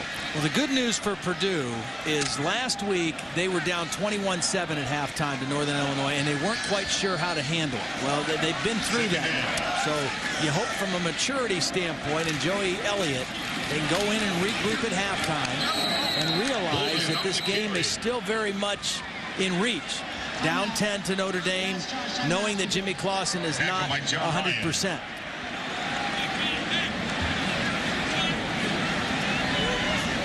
So now we're down to no timeouts remaining and one play left, barring a defensive penalty here. It's time for a Myers scoring drive. It's almost as if Joey Elliott just instinctively called that one timeout, and maybe the coaches weren't thinking about that. Maybe just thinking, well, let's go to the locker room at halftime and we'll regroup a little bit. When they ran the ball, that's what I thought they were doing. Just going to go in there and regroup and figure out what they needed to do to attack. But with the timeout called, now I guess you take one shot at a Hail Mary or some kind of a long play. They did run a trick play for a late touchdown against Oregon on a 4th down, but it was in the red zone. It wasn't a long throw. It was from about the 15-yard line. Well, they bring the trips down to the bottom of your screen, the 3 wideouts. Joey Elliott may not get the pass off. Yeah, he does. He steps up and he goes deep, and he's got Valentine out there, and he almost got a hand on it. But that brings the half to a close. So Purdue had the first touchdown of the ball game. Took it right down the field, but they've given up 17 straight. Let's check in with Eric. Well, Coach, I know Jimmy Clausen not happy with that interception, but how do you think he's dealing with the turf toe? Oh, he's done a nice job. As a matter of fact, got flushed out of the pocket a few times. What he was annoyed about is that we were close to field goal range, and if we were just throwing a check down, we could have gotten 3 points out of that instead of throwing the ball deep in the end zone. Coach, what will your plan be for the second half with your quarterbacks? Well, you think I would tell you that? I still have to ask you, Coach. No, sorry. What about Dane Chris? How do you think he played in the first half? Oh, so far, so good. I'm going to be using both of them in the second half, too. You told me, by the way. Thanks, Charlie. Brad? Only Aaron knows.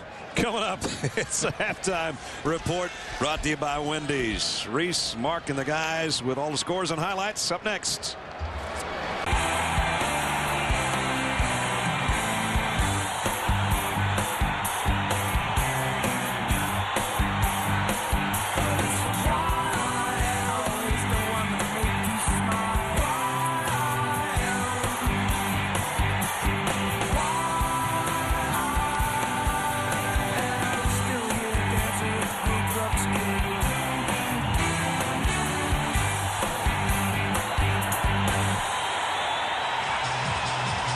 Back at Ross-Age Stadium, we welcome you back to ESPN's College Football, presented by Hampton Hotels.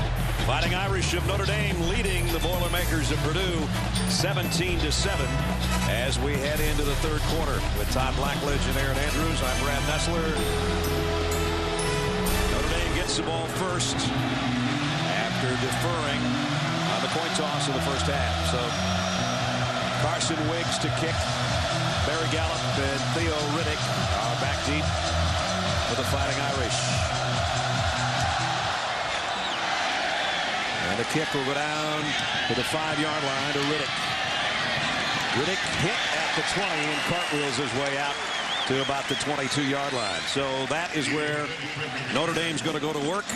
And Todd, I was just going to say, who do you start? We know now because we can see him coming out. Well, and I think it makes perfect sense for Dane Christ to come back out. I mean, here's the bottom line. Notre Dame ran for 138 yards in the first half. They averaged over 6 yards every time they carried the football. So the challenge for Purdue, can they stand up to the running game? That's when Notre Dame made their noise, put the points on the board, was just power running the football, a mixture of Christ at quarterback and Golden Tate in the Wildcat formation. So here's Christ, only 0 for 1, only threw it once. They keep it on the ground again. Remember, they went 14 straight runs to get 17 unanswered points.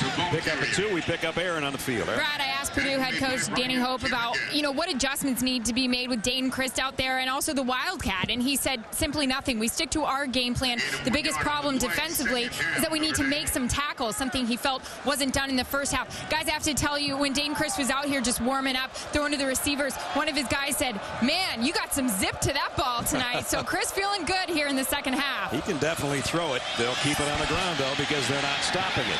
And there's exactly what Aaron's talking about. If you're not going to bring down Jonas Gray or Robert Hughes or maybe Golden Tate in the Wildcat, we'll just keep giving it to him. Those are Jimmy's numbers, and un-Jimmy-like through the first 3 games of this year. I mean, he, coming into tonight's game, has been flawless. I mean, 14 touchdowns, no interceptions in his last 4 games.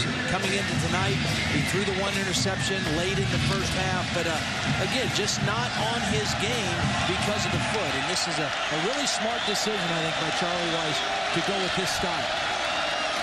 Quarterback keeper, and it's an easy first down for Christ on a 3rd and 1.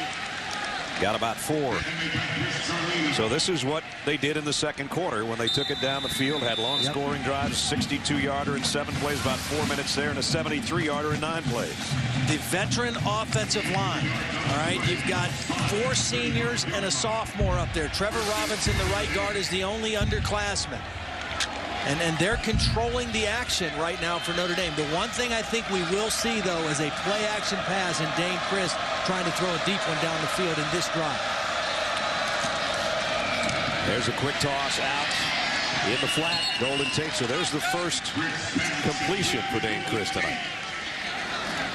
Golden Tate, a big smile on his face as if to say, okay, now we got the kid throwing and running. And, of course, Golden's done a little bit of everything tonight. Well, what's that thing that the Purdue student section says, boiler up? Yep. Well, that's what this defense has to do. Boiler up, beef up, man up, whatever it is, because they've got to do a better job stopping the Notre Dame running game if they hope to have a chance to win this game in the second half. They got to do something for Notre Dame to give it up.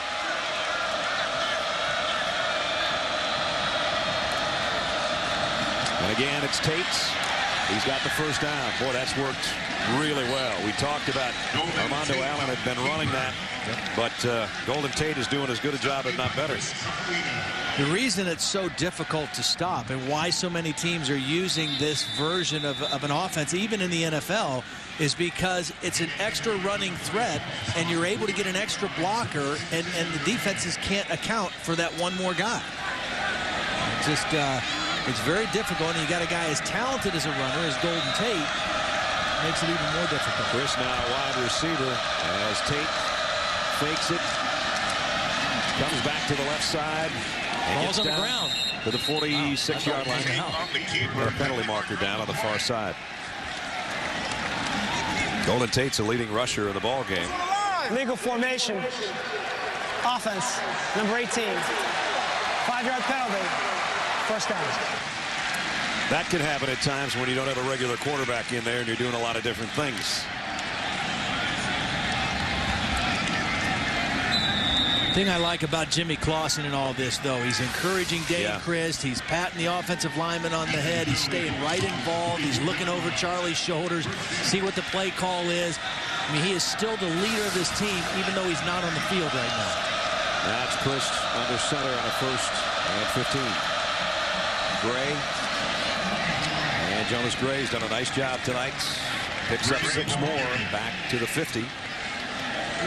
So when you average 6 yards or more every time you carry the football, you don't need to do anything different. Until Purdue can prove that you can't do that anymore, I wouldn't do anything else. I would just keep pounding and see what Purdue does in response.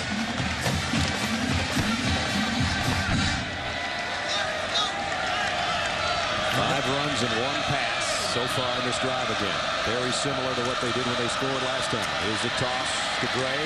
Trying to cut it back, and finally the Boilermakers do make a stop for no gain. Now Golden Tate, when you got a name like Golden, Hendersonville, Tennessee, he's living up to the billing.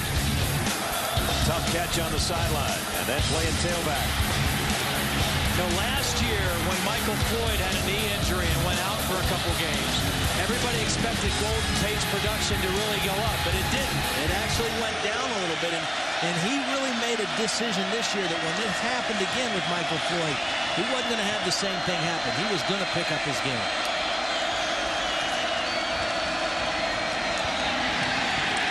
This time they're waiting for him. Jason Warner. Warner, the linebacker, who's had back problems and back surgeries. A tough kid out of Greenwood, Indiana. Always wanted to play at Purdue. We talked to him yesterday, and he was fired up for this game against a longtime rival.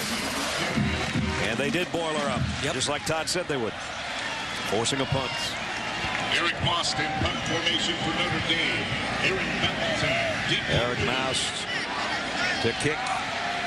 There's Aaron Valentine. Remember, he's kind of a wild card back there. He could take it the distance. He could drop it. He could do a lot of things. In this case, on the fly, he takes it. 25, 30, 35. Got about 16 on the return again. He's got guts. I'll give him that. He is fearless. There's no question about that.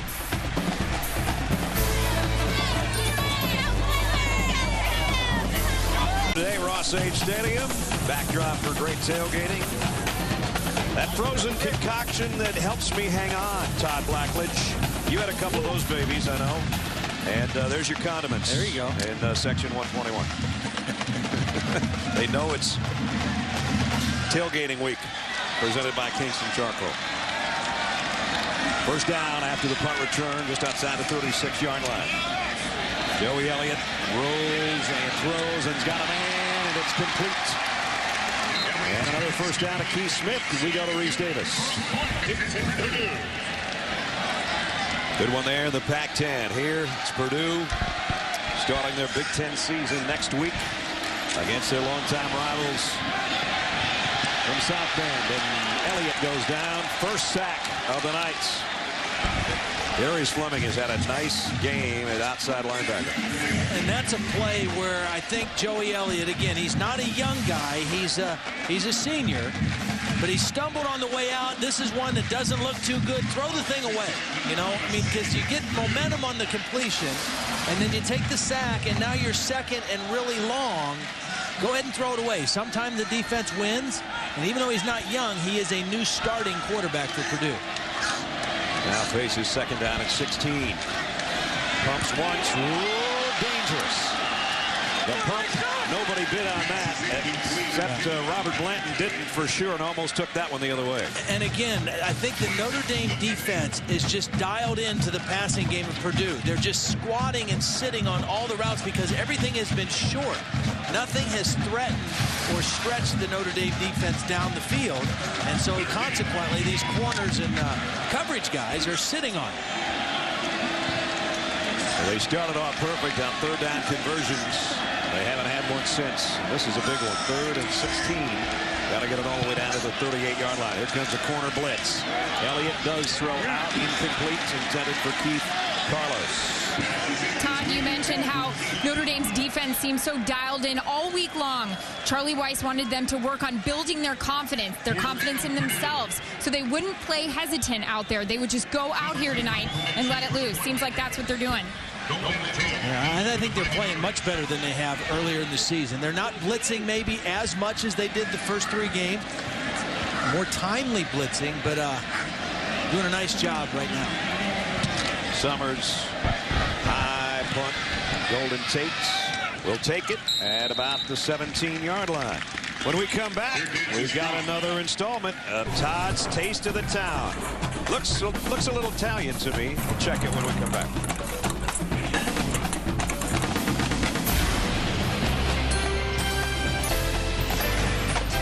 Neil Armstrong, Hall of Engineering. Purdue's had more astronauts than pretty much any other school in the country. They've got the long striding footprints of being on the moon. Those three guys are three high steppers too, and none of them are playing. Armando Allen, James Aldridge, Michael Floyd, all out of the Notre Dame lineup. And Dane Christ in at quarterback for Jimmy Clausen, who has played some tonight, but Christ has actually played more. I like the response by Purdue right now because they realize, okay, look, they challenged our manhood in the first half running the football. So we couldn't stop it in the base defense. So we've got to crowd the line of scrimmage, get extra bodies up there, and now try to put the ball in Dane Christ's hands and say, if you're going to beat us, you're going to have to beat us throwing the football. He's 1 out of 2.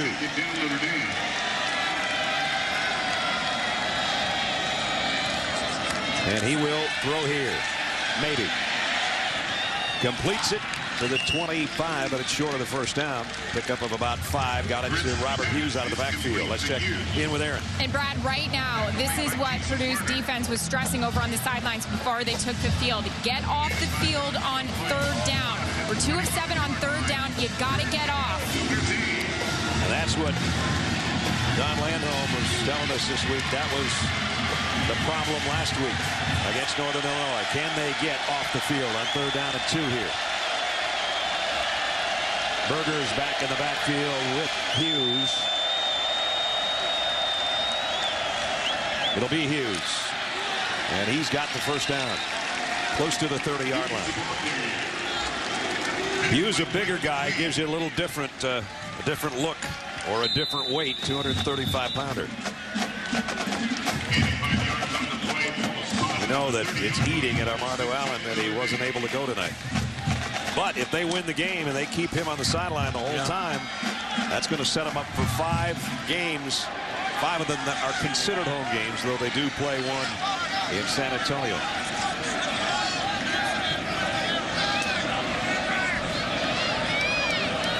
Christ, high snap, gives it on Tate on the end around as flags go down, and Tate goes down at the 34-yard line. Chris Carlino, the linebacker, made the stop. Again, penalty markers down. Illegal formation. Offense. Number 18. 5-yard penalty. First down. That's the second time in this quarter, and it's the same guy. Monday Night Football. It's the Cowboys in their beautiful new home against the Carolina Panthers. Monday night, 8:30 Eastern Time. Coverage begins with Monday Night Countdown, served by Applebee's at 7 o'clock Eastern. So the line of scrimmage back to the 24. 7 straight runs by Notre Dame overall here. The penalty is what helped Purdue stop them the last time they were on the field. They got another situation, 1st down and 15. Severo again in motion. The draw play to Hughes. Collins trying to wrap him up and does. But a pickup of about 5. They got the penalty back basically as we're under 6 minutes here in the 3rd quarter.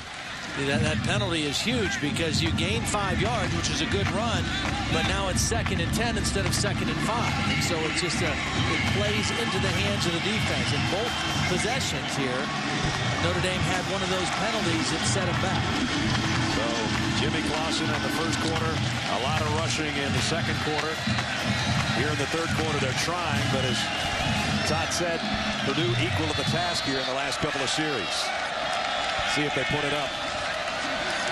They will to the tight end, Rudolph. Rudolph got to the stick and got a first down. Such a weapon to have a guy like that is that big and can run that well. Well, and he's versatile. You can move him around. You can flank him out as a wide receiver. He comes off the line on this bootleg. Nice job of Dane Christ making the play fake and then finding his tight end.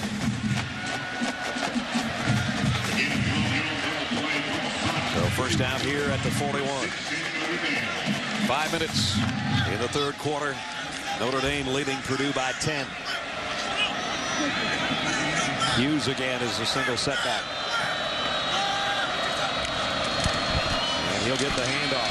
And Hughes is out. Chews up 5 more yards. Speaking of chewing, it's time for Todd's Taste of the Town.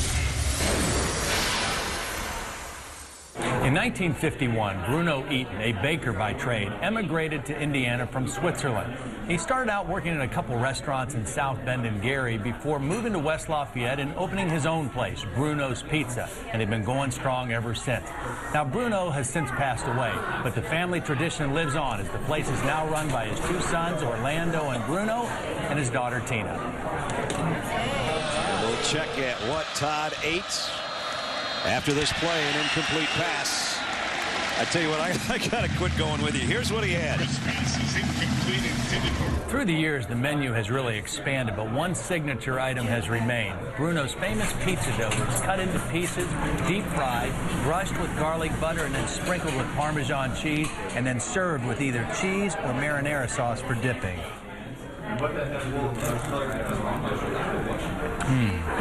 Oh my. Those things are unbelievable. They are addictive. They really are. 3rd down and 6. This would be a big stop for Purdue again if they can come up with one. Christ, here comes a blitz.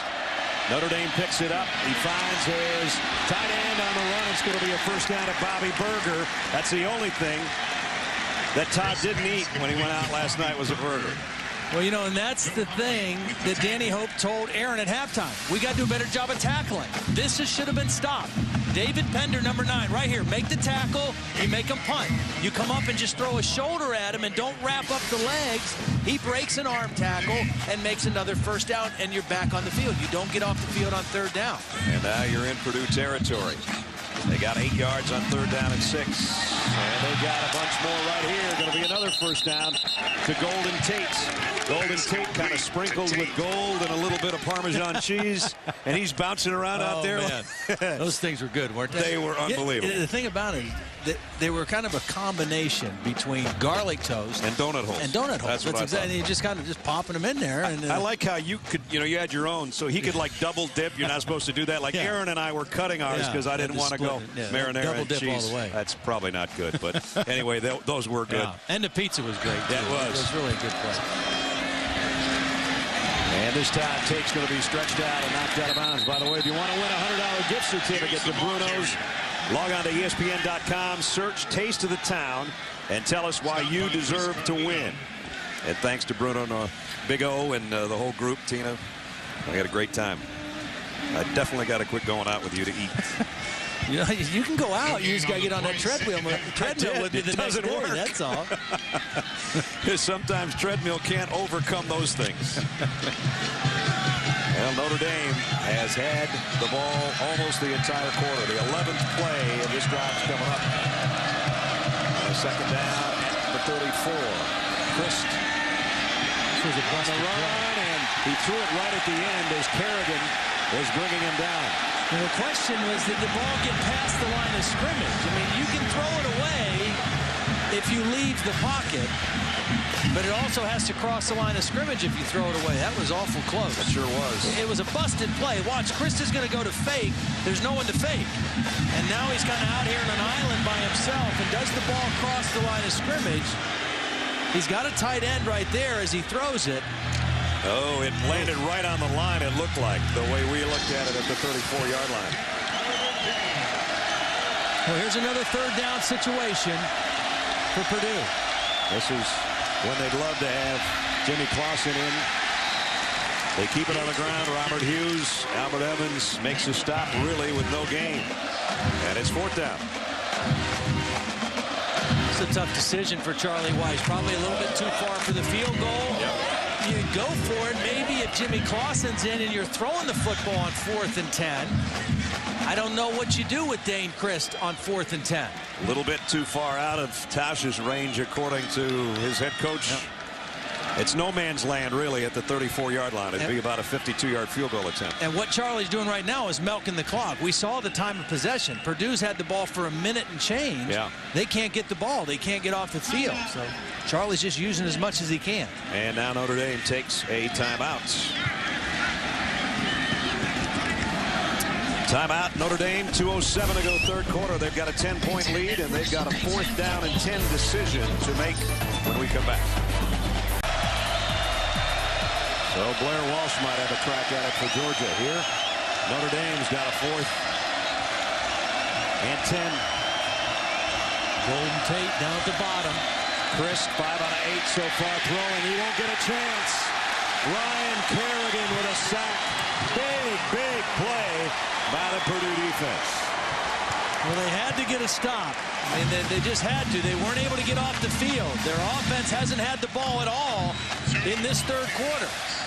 Well, they get a stop here. And not only do they get the stop with the sack by Kerrigan as he comes right around Sam Young, the best offensive lineman on this Notre Dame team, they get out there and they get good field position for the Purdue offense. Kerrigan got that bobble when he hit Jimmy Clausen's arm earlier that led to the interception. Now the sack, so 2 big plays by Kerrigan.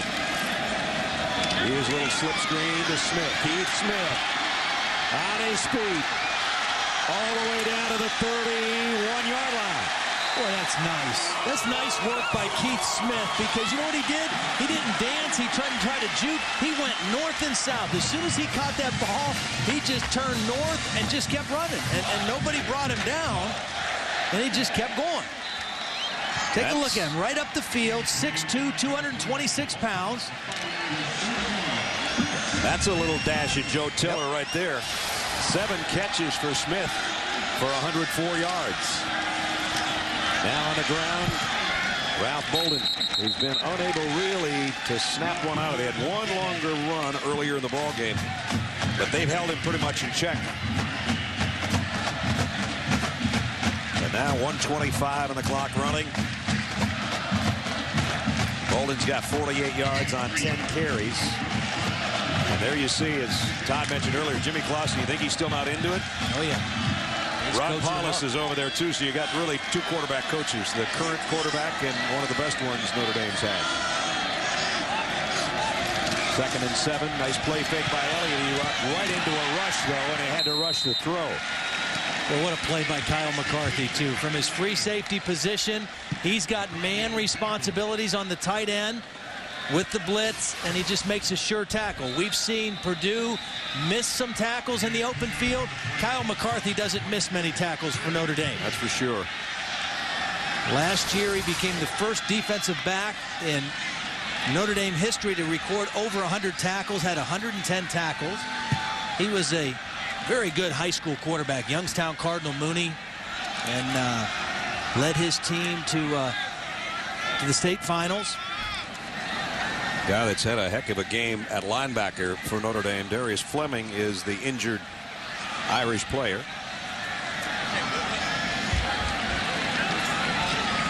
And looks to be okay.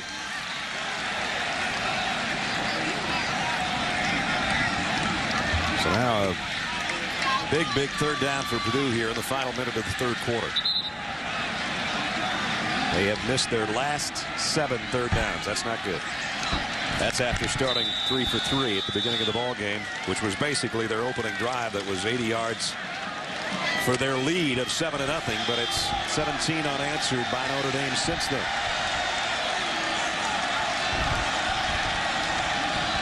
The receivers all bunched to Joey Elliott's left. That's where he goes. Smith's got it. First down, Purdue down to the 13-yard line. 2 really nice things on this play for Purdue. Number 1, Ralph Bolden in pass protection, getting a key block on the edge. And then again, Keith Smith. Now watch Bolden come over here and get a block. And after that, watch Keith Smith know where Blanton is when he catches it. If he keeps running this to the outside, he gets tackled for a loss. He feels him. He cuts back inside right past the first down marker. Very instinctive play by Keith Smith. May not get this play off. They will to end the quarter. And it's maybe a loss of 1 by Ralph Bolden. The 3rd quarter comes to a close. But for Purdue fans and their home stadium, there is hope. The Irish lead by 10. The Boilermakers are driving. We'll see how they do to start the 4th quarter when we come back.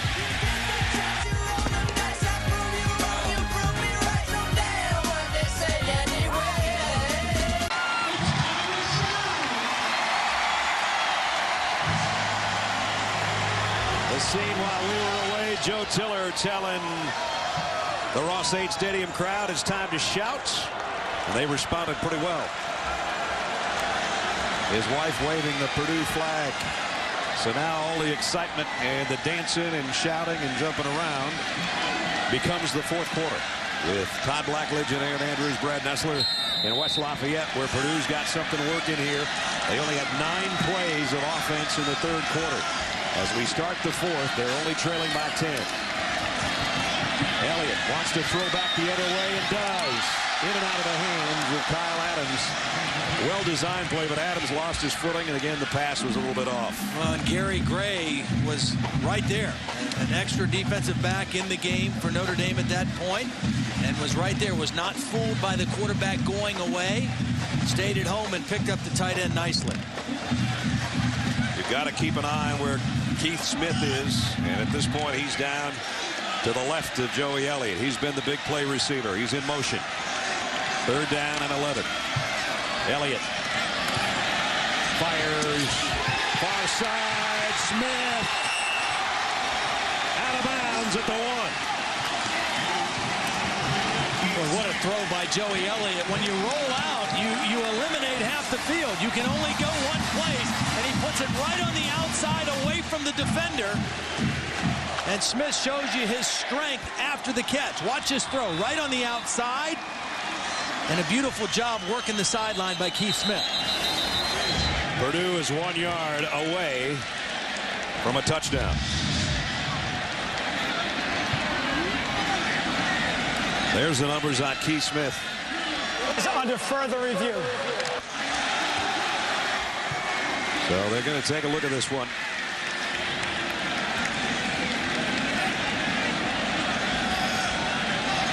Pat Garvey, the referee, will come over to look. We'll take a look as we go to break. Looked like he had it. They'll make sure during this timeout. The play on the field, as it was called, stands. So Smith with the reception out at the 1 yard line. And it's first and goal, Purdue. Down 10, trying to cut into that right here in the early stages of the fourth quarter. Jared Crank will be the fullback in the eye, and Bolden gets a call, and he is stoned for a loss of about 2. That was a great play by Ian Williams, number 95. He's the guy who got low penetration into the backfield and wrapped up the legs of Bolden. Watch down low. He got on all fours and just crawled into the backfield and then wrapped up the right leg of Bolden. And he lost 2 yards. Now you got to think, do you wait one more or do you think about play action? Second and goal at the 3. Elliott pulls up, had it tipped, incomplete. Had 2 tight ends out there, but somebody got a hand on it. Now you got third and goal. Well, it looked like he was going to try to take off and run to the corner and then realized he wasn't going to get there. And so he tried to throw it back to his short tight end, Kyle Adams. Probably had a better shot at Jeff Lindsay in the back corner of the end zone. Third and goal, Purdue. Back-to-back excellent defensive plays by John Tenuta's group here down at the goal line. At the 3. Now the tight end, Adams, is in a slot to the right side, and it's Elliott in the shotgun. The throw at the goal line. Smith's got it. Touchdown. Wow.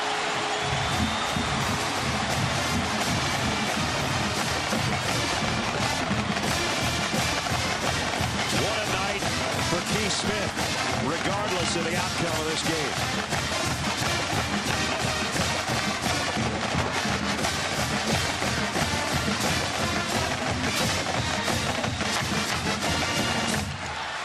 We have a ball game in West Lafayette.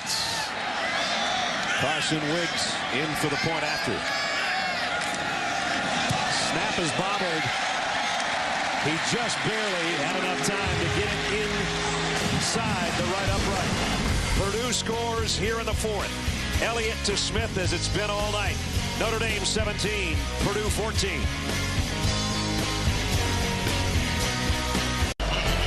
Take a look at the touchdown again. Keith Smith is going to run a little quick slant. What I want you to watch, Kyle McCarthy, the leader of this Notre Dame defense, is going to guess it. He's just a hair late in getting there. And somehow, Joey Elliott able to slip that ball right in between the two defenders for an all-important Purdue touchdown. 17-14, Notre Dame. Wiggs to kick. Gallup and Riddick wait. It'll be Riddick at the 7-yard line. Riddick going left all the way. And they're going to bottle him up finally as he got about to the 32-yard line. We check in with Reese Davis. Reese. Shades of 08. Chris, deep ball, had a man. And the defender had fallen down, but it was too far in front of Golden Tate. Brandon King, remember, he's been suffering from a thigh bruise, missed the last 2 games. I don't know if this is a cramp or if he's re-injured his thigh. Kind of thought we would see this, a play action, try to throw deep to one of these fast receivers, and feet got tangled up, and Golden Tate was running alone, but the ball just overthrown by Christ. And King landed right on his thigh pad when he landed out there, trying to run stride for stride with one of the faster guys in the country. Out of Warner Robins, Georgia, they're going to help him off, and then you have to look right away if it's Royce Adams or if it's Josh Johnson or who they bring in there, because Notre Dame might want to pick on that spot. You know that guy's thinking that. Well, he's thinking that, but he's also thinking, I don't have my main gunslinger in That's there. right. You know, I got my backup guy that I know he's got the arm, but I'm not sure he'll make the throw I need. He'd like to have Matt Dillon out there. He's got Festus. Yeah. You know, I think he's a little quicker than Festus. Quicker than yeah. Festus. Yeah. Torrey Williams might go over and play that spot. The captain of the defense, normally a safety. That's what they're going to do.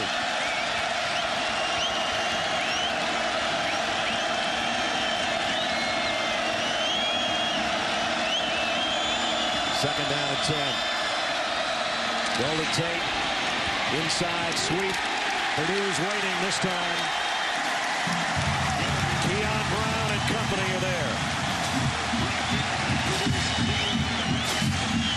Golden Tate has been able to get outside of this Purdue defense several times tonight. This is good leverage defense. Keep them inside of you. If you have outside, force them back in where there's more black shirts that can run to the football. That's a good job of keeping leverage, forcing them back inside, and all those Purdue defenders running to the football. Third down and 12. And all of a sudden, the Purdue crowd is alive.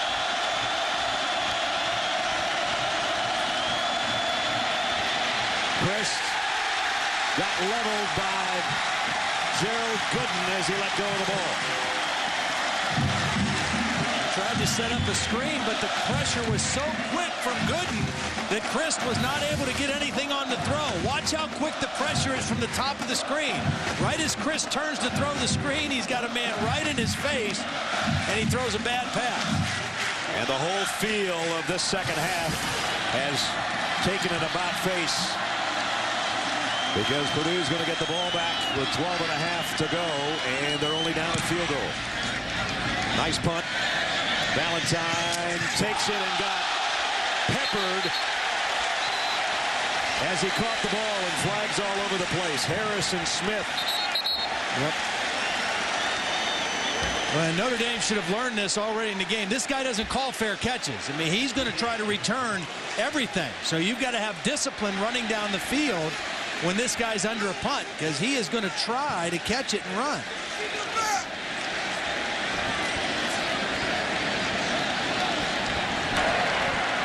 Kick catch interference. Kicking team, number 22. 10-yard penalty. Correction, 15-yard penalty. First down. Here's another look.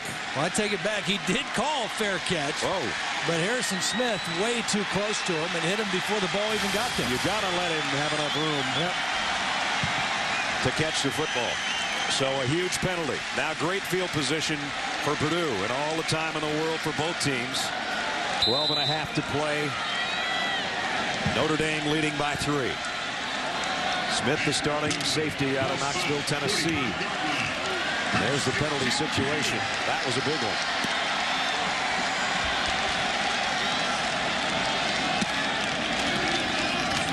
Here's Bolden. Ooh, he almost snuck through there. Only got about 2 yards. We take a look back at our Sears drive recap. Christ pressured. Kerrigan got to him with a sack. And then Elliott on the slip screen to Keith Smith. And Smith just wouldn't give up. And finally he goes to him down to the 1-yard line. And then he said, well, it's 3rd and goal at the 3. I like him. I like number 8. I like aiming at those 2 circles on that 8. Yeah. And it is 2nd down and 8. Full start. Offense. Number 76. 5-yard penalty. 2nd down. That's Rick Schmeig with the false start. Wasn't much going on for Purdue in the previous 7 drives. They went the whole 3rd quarter with 9 offensive snaps. And guess who's stretching and warming up? He's got his helmet on. Well, and I think he almost has to, because momentum is changing in this game. And nothing against Dane Christ. I mean, he did what he was asked to do. But Purdue answered by stopping the run. And so now Notre Dame, when they get it, has to throw. Fake the end around and got it back to the original line of scrimmage. Bolden. You know, Charlie Weiss told us last night, we went over to their hotel, and he said, if we can control number 23, we'll have a good day on defense. Yeah. And they have. I mean, Ralph Bolden has not gotten loose on them.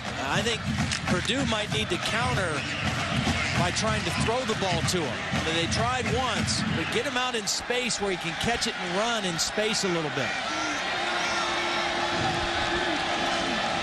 Here comes a blitz off the corner. Ellington throws, caught, and a 1st down. Royce Adams.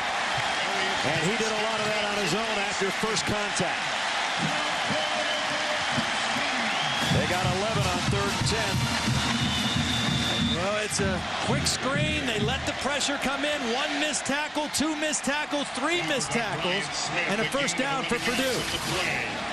Boy, Adams did a nice job to put his hand down and keep his balance, or he'd have been dropped about 3 yards short of the 1st down. At the 44-yard line now. 1st and 10, Boilermakers. Got a full house backfield there. A little bit of option to Smith. And Smith inside the 40. Hadn't seen that one yet tonight. As we check in with Reese Davis. Reese. Timeout taken by Notre Dame. That's their 2nd. With just under 10 minutes to go. Purdue's going to have a 2nd and 4. Trailing by 3. Big 4th quarter still in front of us. Well, last year at Kinnick Stadium, it was a field goal in the final seconds. Now it's Penn State that's going to have to come back from 8 down. Notre Dame still in front, but if Purdue scores, they'll have to come from down. Right now it's the Boilermakers on 2nd down and 4. Flags are down. Bolden broke a tackle. Bolden, big gainer, but again, penalty markers at the line of scrimmage. This one, I think, is going to come back. That was an illegal formation by Purdue.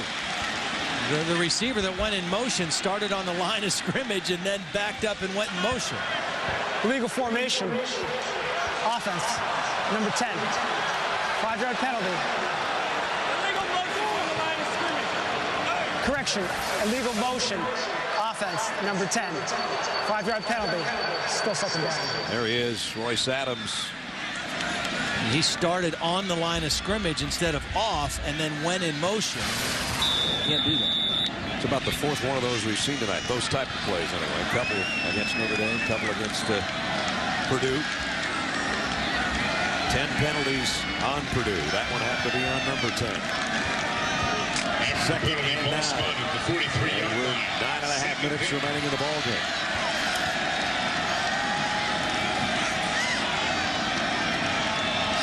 Elliott with 3 wide outs and his tight end in a slot, and now flags again. They didn't get the play on. This is Play of game. Offense. 5-yard penalty. Still second down. Having a penalty, coming off a penalty, is almost as bad as having a penalty coming out of a timeout. Well, you've got momentum, you hit some plays, you've got great field position, you've got the crowd back into it, and then you go backwards on 2 plays in a row for nothing more than just mental errors, not physical errors, mental errors. See if they can get any of it back. 2nd and 14. Elliott looks left, comes back to the middle, diving catch. And to the 36-yard line, Kyle Adams. Pretty good pocket presence this time by Joey Elliott. He had to move up in the pocket, but he kept his eyes downfield. Instead of just taking off and running, he waited to the last minute, saw an open receiver as tight end, and got him the football. And like you said, got a lot of it back to bring up a 3rd and very manageable situation. 2 yards to go on 3rd down. They've got to keep this drive moving. Field goal ties. Touchdown gets him in front. Bolden, he's been bottled up all night. They still got him. No gain. Brian Smith, the outside linebacker, hanging on for dear life. Yeah, really nice tackle in space. Again, Bolden has vision. He has speed. McCarthy misses, but Brian Smith gets there to wrap him up. Todd, the 2nd quarter, they were on this same spot going the other way, and they did not go for a field goal. And we know how long their field goal kicker can get him. He's got a career long of 59. Here they go again on 4th down. The last time they did this, they tried to sneak Bolden through the line and throw him the ball, but it hit him in the shoulder pad. They're going to have to hustle just to get this one off. I like this. Rushing the play. Here comes the blitz. Elliott, the fade. It's intercepted by Darren Walls. That didn't look good from the get-go. No, you probably want to take a timeout there. They were late getting out of the huddle. They were late getting the play called. They rushed it, and then Joey Elliott rushed the throw and didn't get enough on it. He had his man. His man was open, but he just underthrew him. And Walls is there for the interception. His man is beat, but it's an underthrow, and it's a turnover. And now out comes number 7, Jimmy Clausen, back in at quarterback. Notre Dame with 7.5 minutes to go, leads only by 3. They've been unable to move it after Purdue has shut down their ground game, which is what they were doing for the most part with Dane Christ at quarterback. And now it's Clausen's game on a toss to Hughes. And again, Purdue does a pretty nice job after a pickup of 3 of bringing him down. Purdue has done a much better job in the second half stopping the run. And even though Notre Dame has the lead still, the reason Clausen in now is because he's more of a throwing threat. It makes that Purdue defense play a little bit more honest.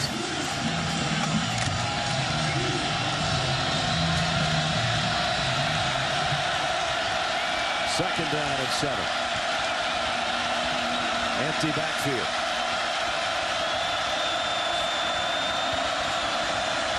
They bring an extra man, Werner, and he got him.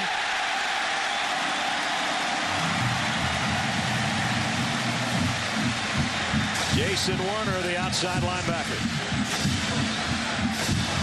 He timed it perfectly, and he was unabated to the quarterback. Nobody picks him up. He jumps, and just Jimmy Clausen tries to duck under him and gets tripped up and comes up short. And another 3rd down and long now for Jimmy Clausen in Notre Dame. Obviously, the biggest 3rd down of the night.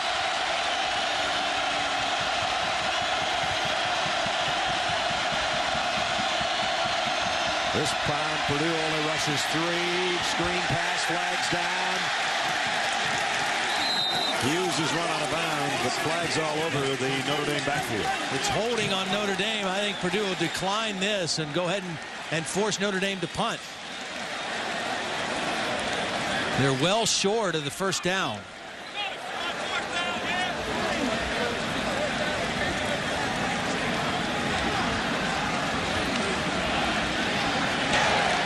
Holding. Offense number 74. Penalty be declined. 4th down. Second straight 3 and out for Notre Dame. There's the hold on Kerrigan. That's Sam Young, the right tackle, with the takedown. And I Nice play by Mike Neal, number 92, running from his defensive tackle position to make the play on the sideline. So now Moss to punt.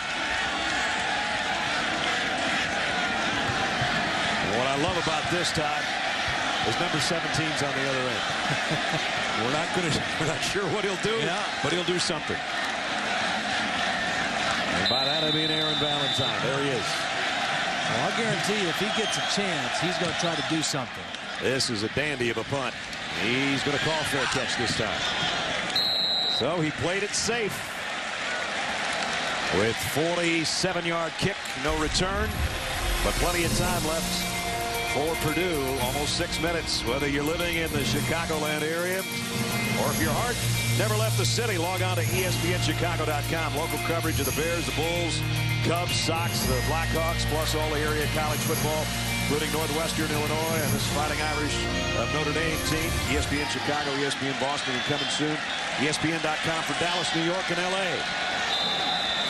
And there'll be a lot, I'm sure, on ESPNChicago.com about Notre Dame's game right now as they lead by 3.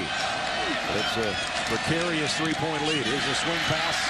Tossed out. Smith got leveled as he tried to cut it back to the inside. Picked up about 4 yards. I don't think T. Smith's ever had a night like this. And he'd like to catch a few more. You know, this is only the second full season that Smith has been a wide receiver. He came here as a quarterback, then he played some safety. Tonight he is full-fledged, number 8, a wide receiver.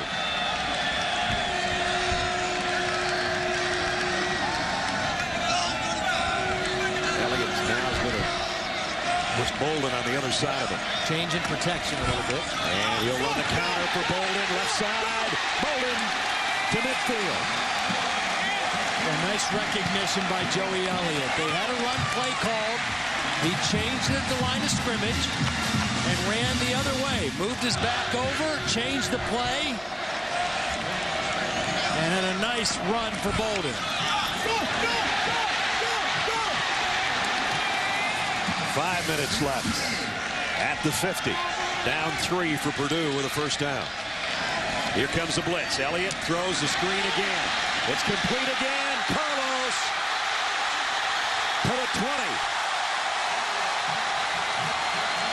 Well, what a block by Bobby Berger, I believe it was.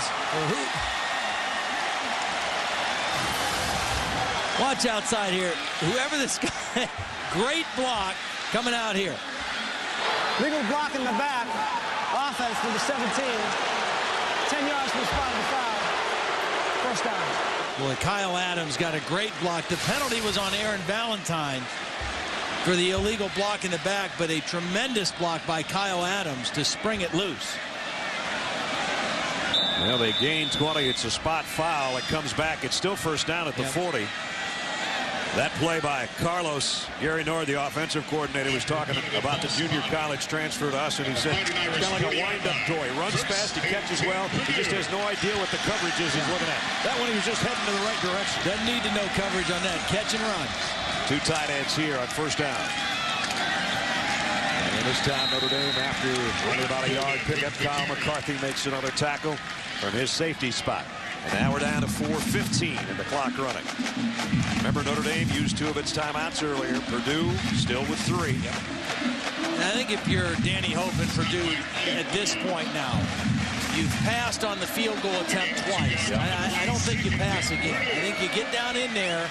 Obviously, you'd love a touchdown to take the lead, but you want to put this game into overtime at the very least.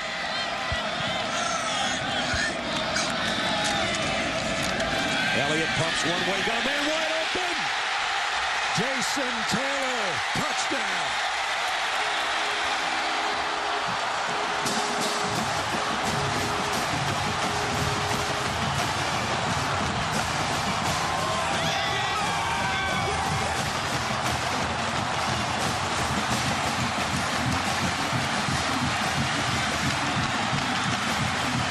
Nobody home on that side of the field. 38-yard touchdown. Purdue's in front with 3:41 to go. Wiggs will try to make it a situation where Notre Dame needs a touchdown. An all-important point after it. It's up. It's good.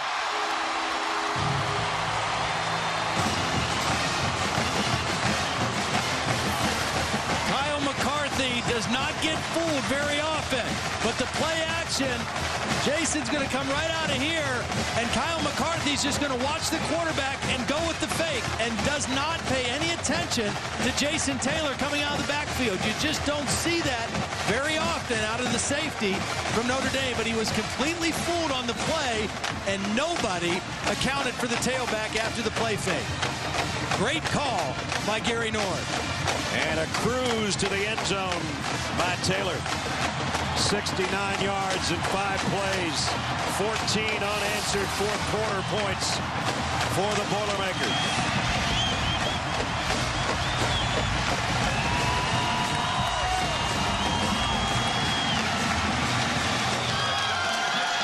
I don't know if Joe Tiller's shout cheer got him going, but they're shouting now. Yep. I think it helped.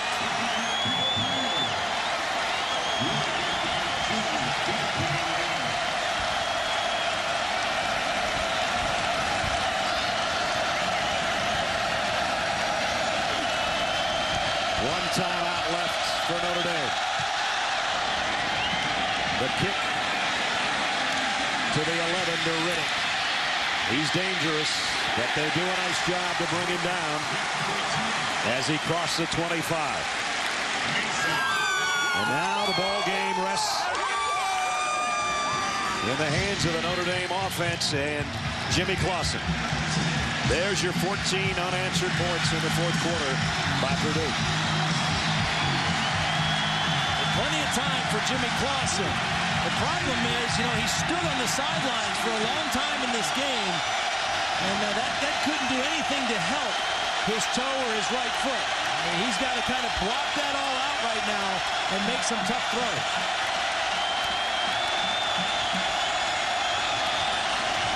Draw play. Flags down, and this one was whistled. The crowd was so loud, I didn't hear the whistle. They stopped it before it ever got going. Offside. Defense number 97. 5-yard penalty. First down. Todd, I watched Jimmy Clausen on the sidelines. He did his best to kind of walk around, jump up and down, throw the ball a little bit. But when I talked to him on Thursday, he said what he was worried about was precisely this, the end of the game. That toe starting to hurt more. Maybe the pain medication wearing off. First and 5 after the penalty. Clausen in trouble. Got away from one man. He zips it down the middle, complete to Golden Tate to the 45 on a first down. Well, that's a big-time play. I mean, you can see Jimmy Clausen is hanging on with his feet. And he just does enough in the pocket, avoids the rush, finds a throwing lane, and hits Golden Tate. First down, Irish. At their own 45. Swing pass. Complete. But only a pickup of 1 to Robert Hughes.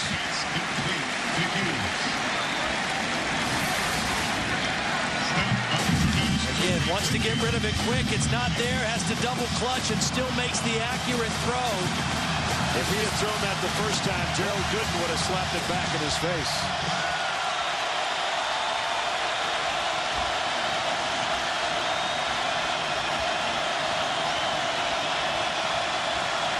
Purdue brings an extra man. Clausen got a safety valve over here in the tight end. Rudolph all the way down inside the 35-yard line. There's the big tight end and a pickup of 22, and the crowd is silenced with 2:34 to go.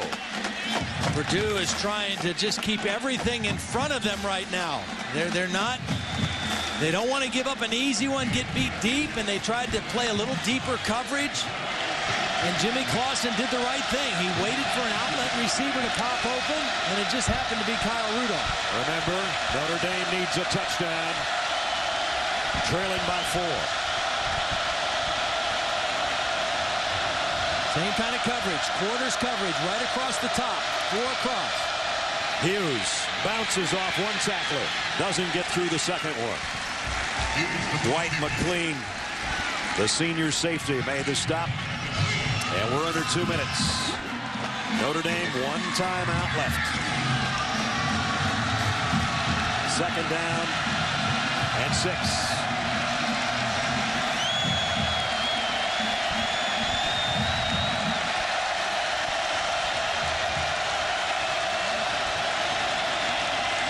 Clausen in the shotgun. In trouble, down it goes.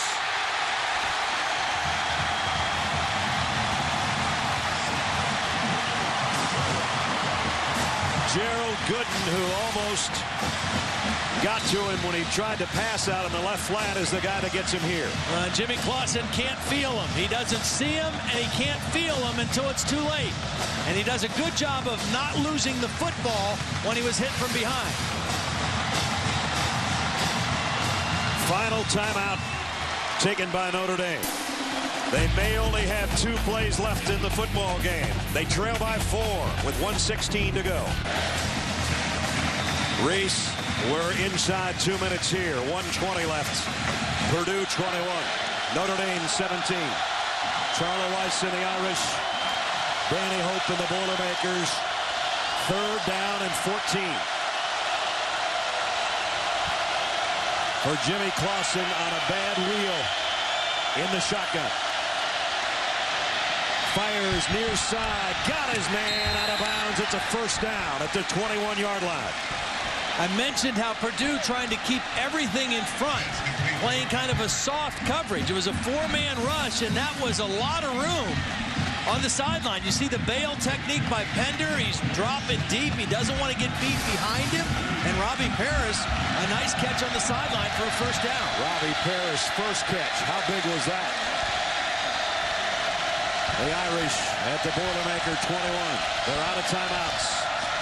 Clausen's going to go to the corner of the end zone.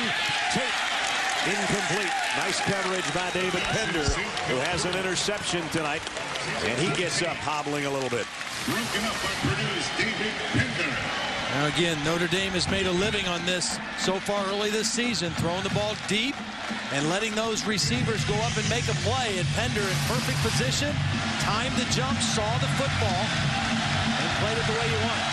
27th career pass breakup for Pender. He moves up the Big Ten list. Not too many bigger than that one.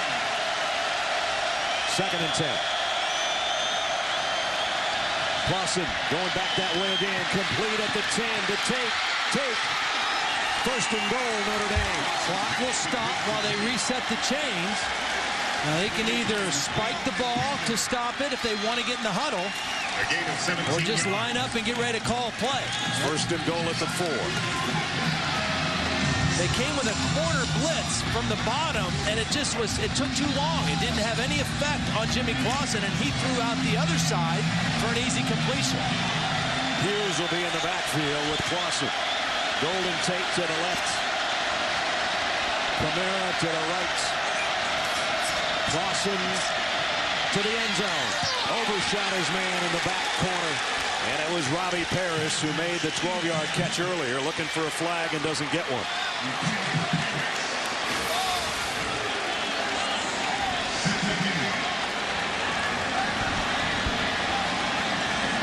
Clausen went down courtesy of Gerald Gooden again. Charlie Weiss wanted a late hit on his quarterback, I think. Notre Dame took over at its own 28 with 3:41 left. Now they're in the 10th play of the drive. I think you got to try to go after him. I don't think you give him time because he's too accurate. Even with a bad foot, he'll find an opening. You got to get after him. Kyle Rudolph's his tight end. They're going to keep it on the ground to Hughes. He's not going to get there. They had to just bulldog him down. Well, they can spike it and then have only one play left because it's 3rd down. Notre Dame trying to line it up. Well, why did they stop the clock? I don't know. Purdue took a timeout, apparently. Oh, come on. I'm not sure that'd be my call. Why aid them with the timeout? They would have had to hurry into spiking it, as Todd said, or try to run a play and then hope they had time for another play. It looked like the Notre Dame sideline was signaling to spike the football, which meant they would have huddled and had one play on 4th down to try to win the game. Well, now they got 2 plays. Now they got 2.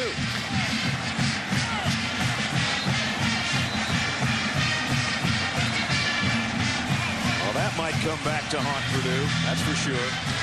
It was a great defensive play to not get fooled on the run and to stop him short. Not only that, it took him about 8 seconds to get Hughes down. Just inside the 3-yard line.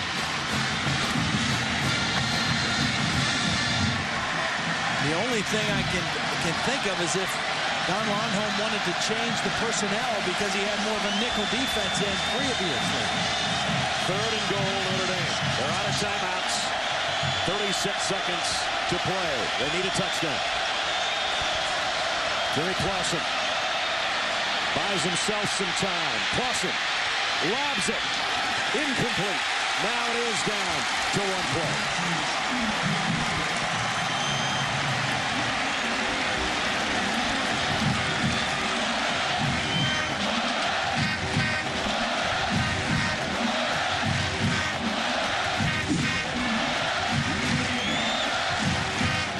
Purdue 21, Notre Dame 17. 29 seconds left, 4th and goal, the Irish. Tell you what, if I'm Jimmy Clausen, I'm thinking I'm trying to find my big tight end. And Kyle Rudolph right now is out in the slot. He's right out here. He's a big body. If he can just get between his man and the ball. Here's the ball game. Clausen to the end zone, touchdown. And guess who?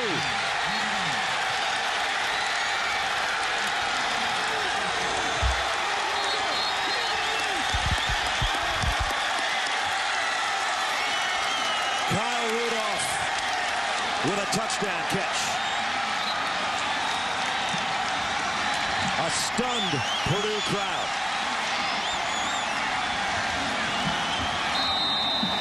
And there was 6'6", 260 working against 6'1", 210. Physically, it's a mismatch, and Notre Dame used it to perfection. Nick Tausch in for the point after. Up and good. So now Purdue's got 2 timeouts. 24 seconds, all that remains, and they need a field goal to send this to overtime. Show you what Rudolph did. He's right here in the slot, and he's just going to run and get body contact and then just kind of break back out. And he's working against the safety, Dwight McLean, who, again, is 6'1", 200 pounds against 6'6", 260.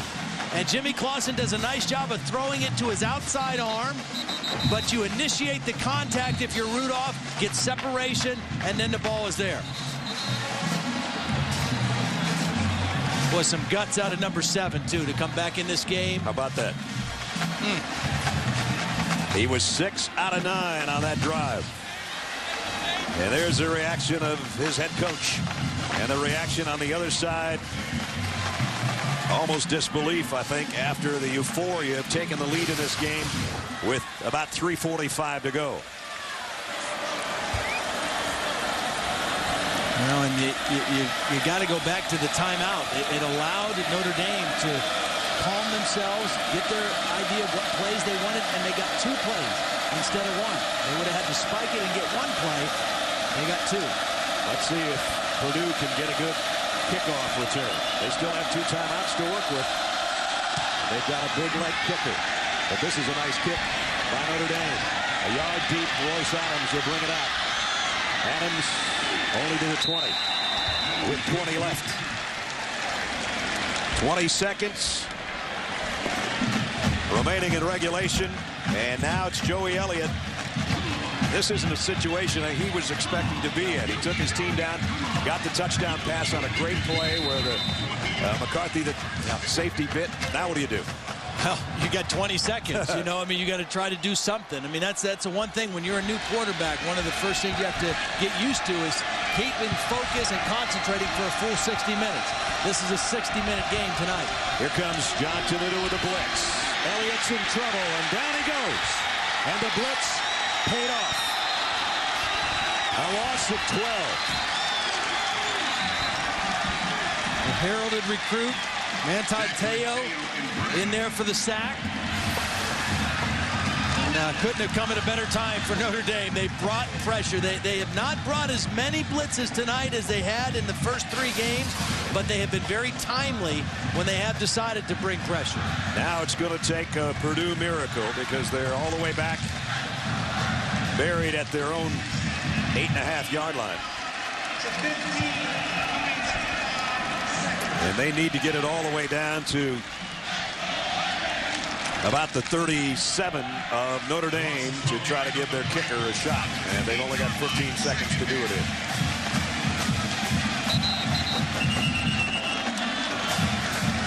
Boy, just a couple minutes ago,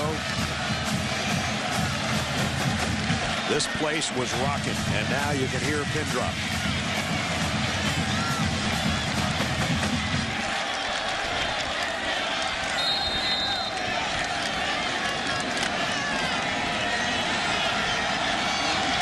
Second and 23, that really doesn't matter. What matters is 15 seconds remaining. And a whole bunch of grass to be covered. It won't be covered there unless, well, they try to lateral it back. And it looks like Notre Dame's got the ball, and that will be kind of an ugly end to a very exciting ball game. Ethan Johnson's on the bottom of the pile. And now Jimmy Clausen can go out. He won't have to take a toe, just take a knee. Well, there was the lateral on an end around, and then Valentine in trouble is just trying to get it back to anybody that might be in the vicinity that could advance it down. Wow.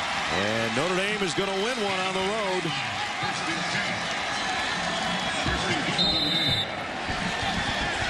Well, for Notre Dame, 3-1. 3 of their 4 games, all tough, down to the wire game. They won the last 2 weeks in the last seconds of the game. They lost to Michigan in the last 10 seconds of the game, and they didn't panic when they got here tonight. And they win this one 24-21 on a dramatic drive engineered by Jimmy Clausen in the last 3.5 minutes to win it. That's going to be a tough one to swallow for Purdue now, as they'll fall to 1-3. And as Todd said, the Irish go to 3-1. Let's get on to Aaron. All right, Brad, thank you. Well, you sit out the third quarter. You're out most of the fourth. What was the key for you on that game-winning scoring drive then? I think I just need to stay loose. Coach told me if, he needed me to go, I was going to go. And, I'm just so proud of this team for fighting back. Every time we're down, we're fighting back, and that's what I love about this team. How are you feeling? How was the toe feeling as you were trying to lead the team back? I feel great right now. I feel great. This win is just awesome. Just a great feeling right now. All right, thank you so much. Thank you. Take care. All right, Brad. I got a feeling he can't even feel the toe. No. The euphoria is from the waist up, I'm sure, and especially from the neck up for Jimmy Clausen, who engineered the game-winning drive. So the Irish went on the road in a thriller, 24-21 over the Boilermakers of Purdue. That's going to do it from West Lafayette. For Todd Blackledge, Aaron Andrews, and our entire ESPN crew, Brad Nessler saying so long from Ross-Ade Stadium. The Irish win by 3. Stay tuned. SportsCenter is next.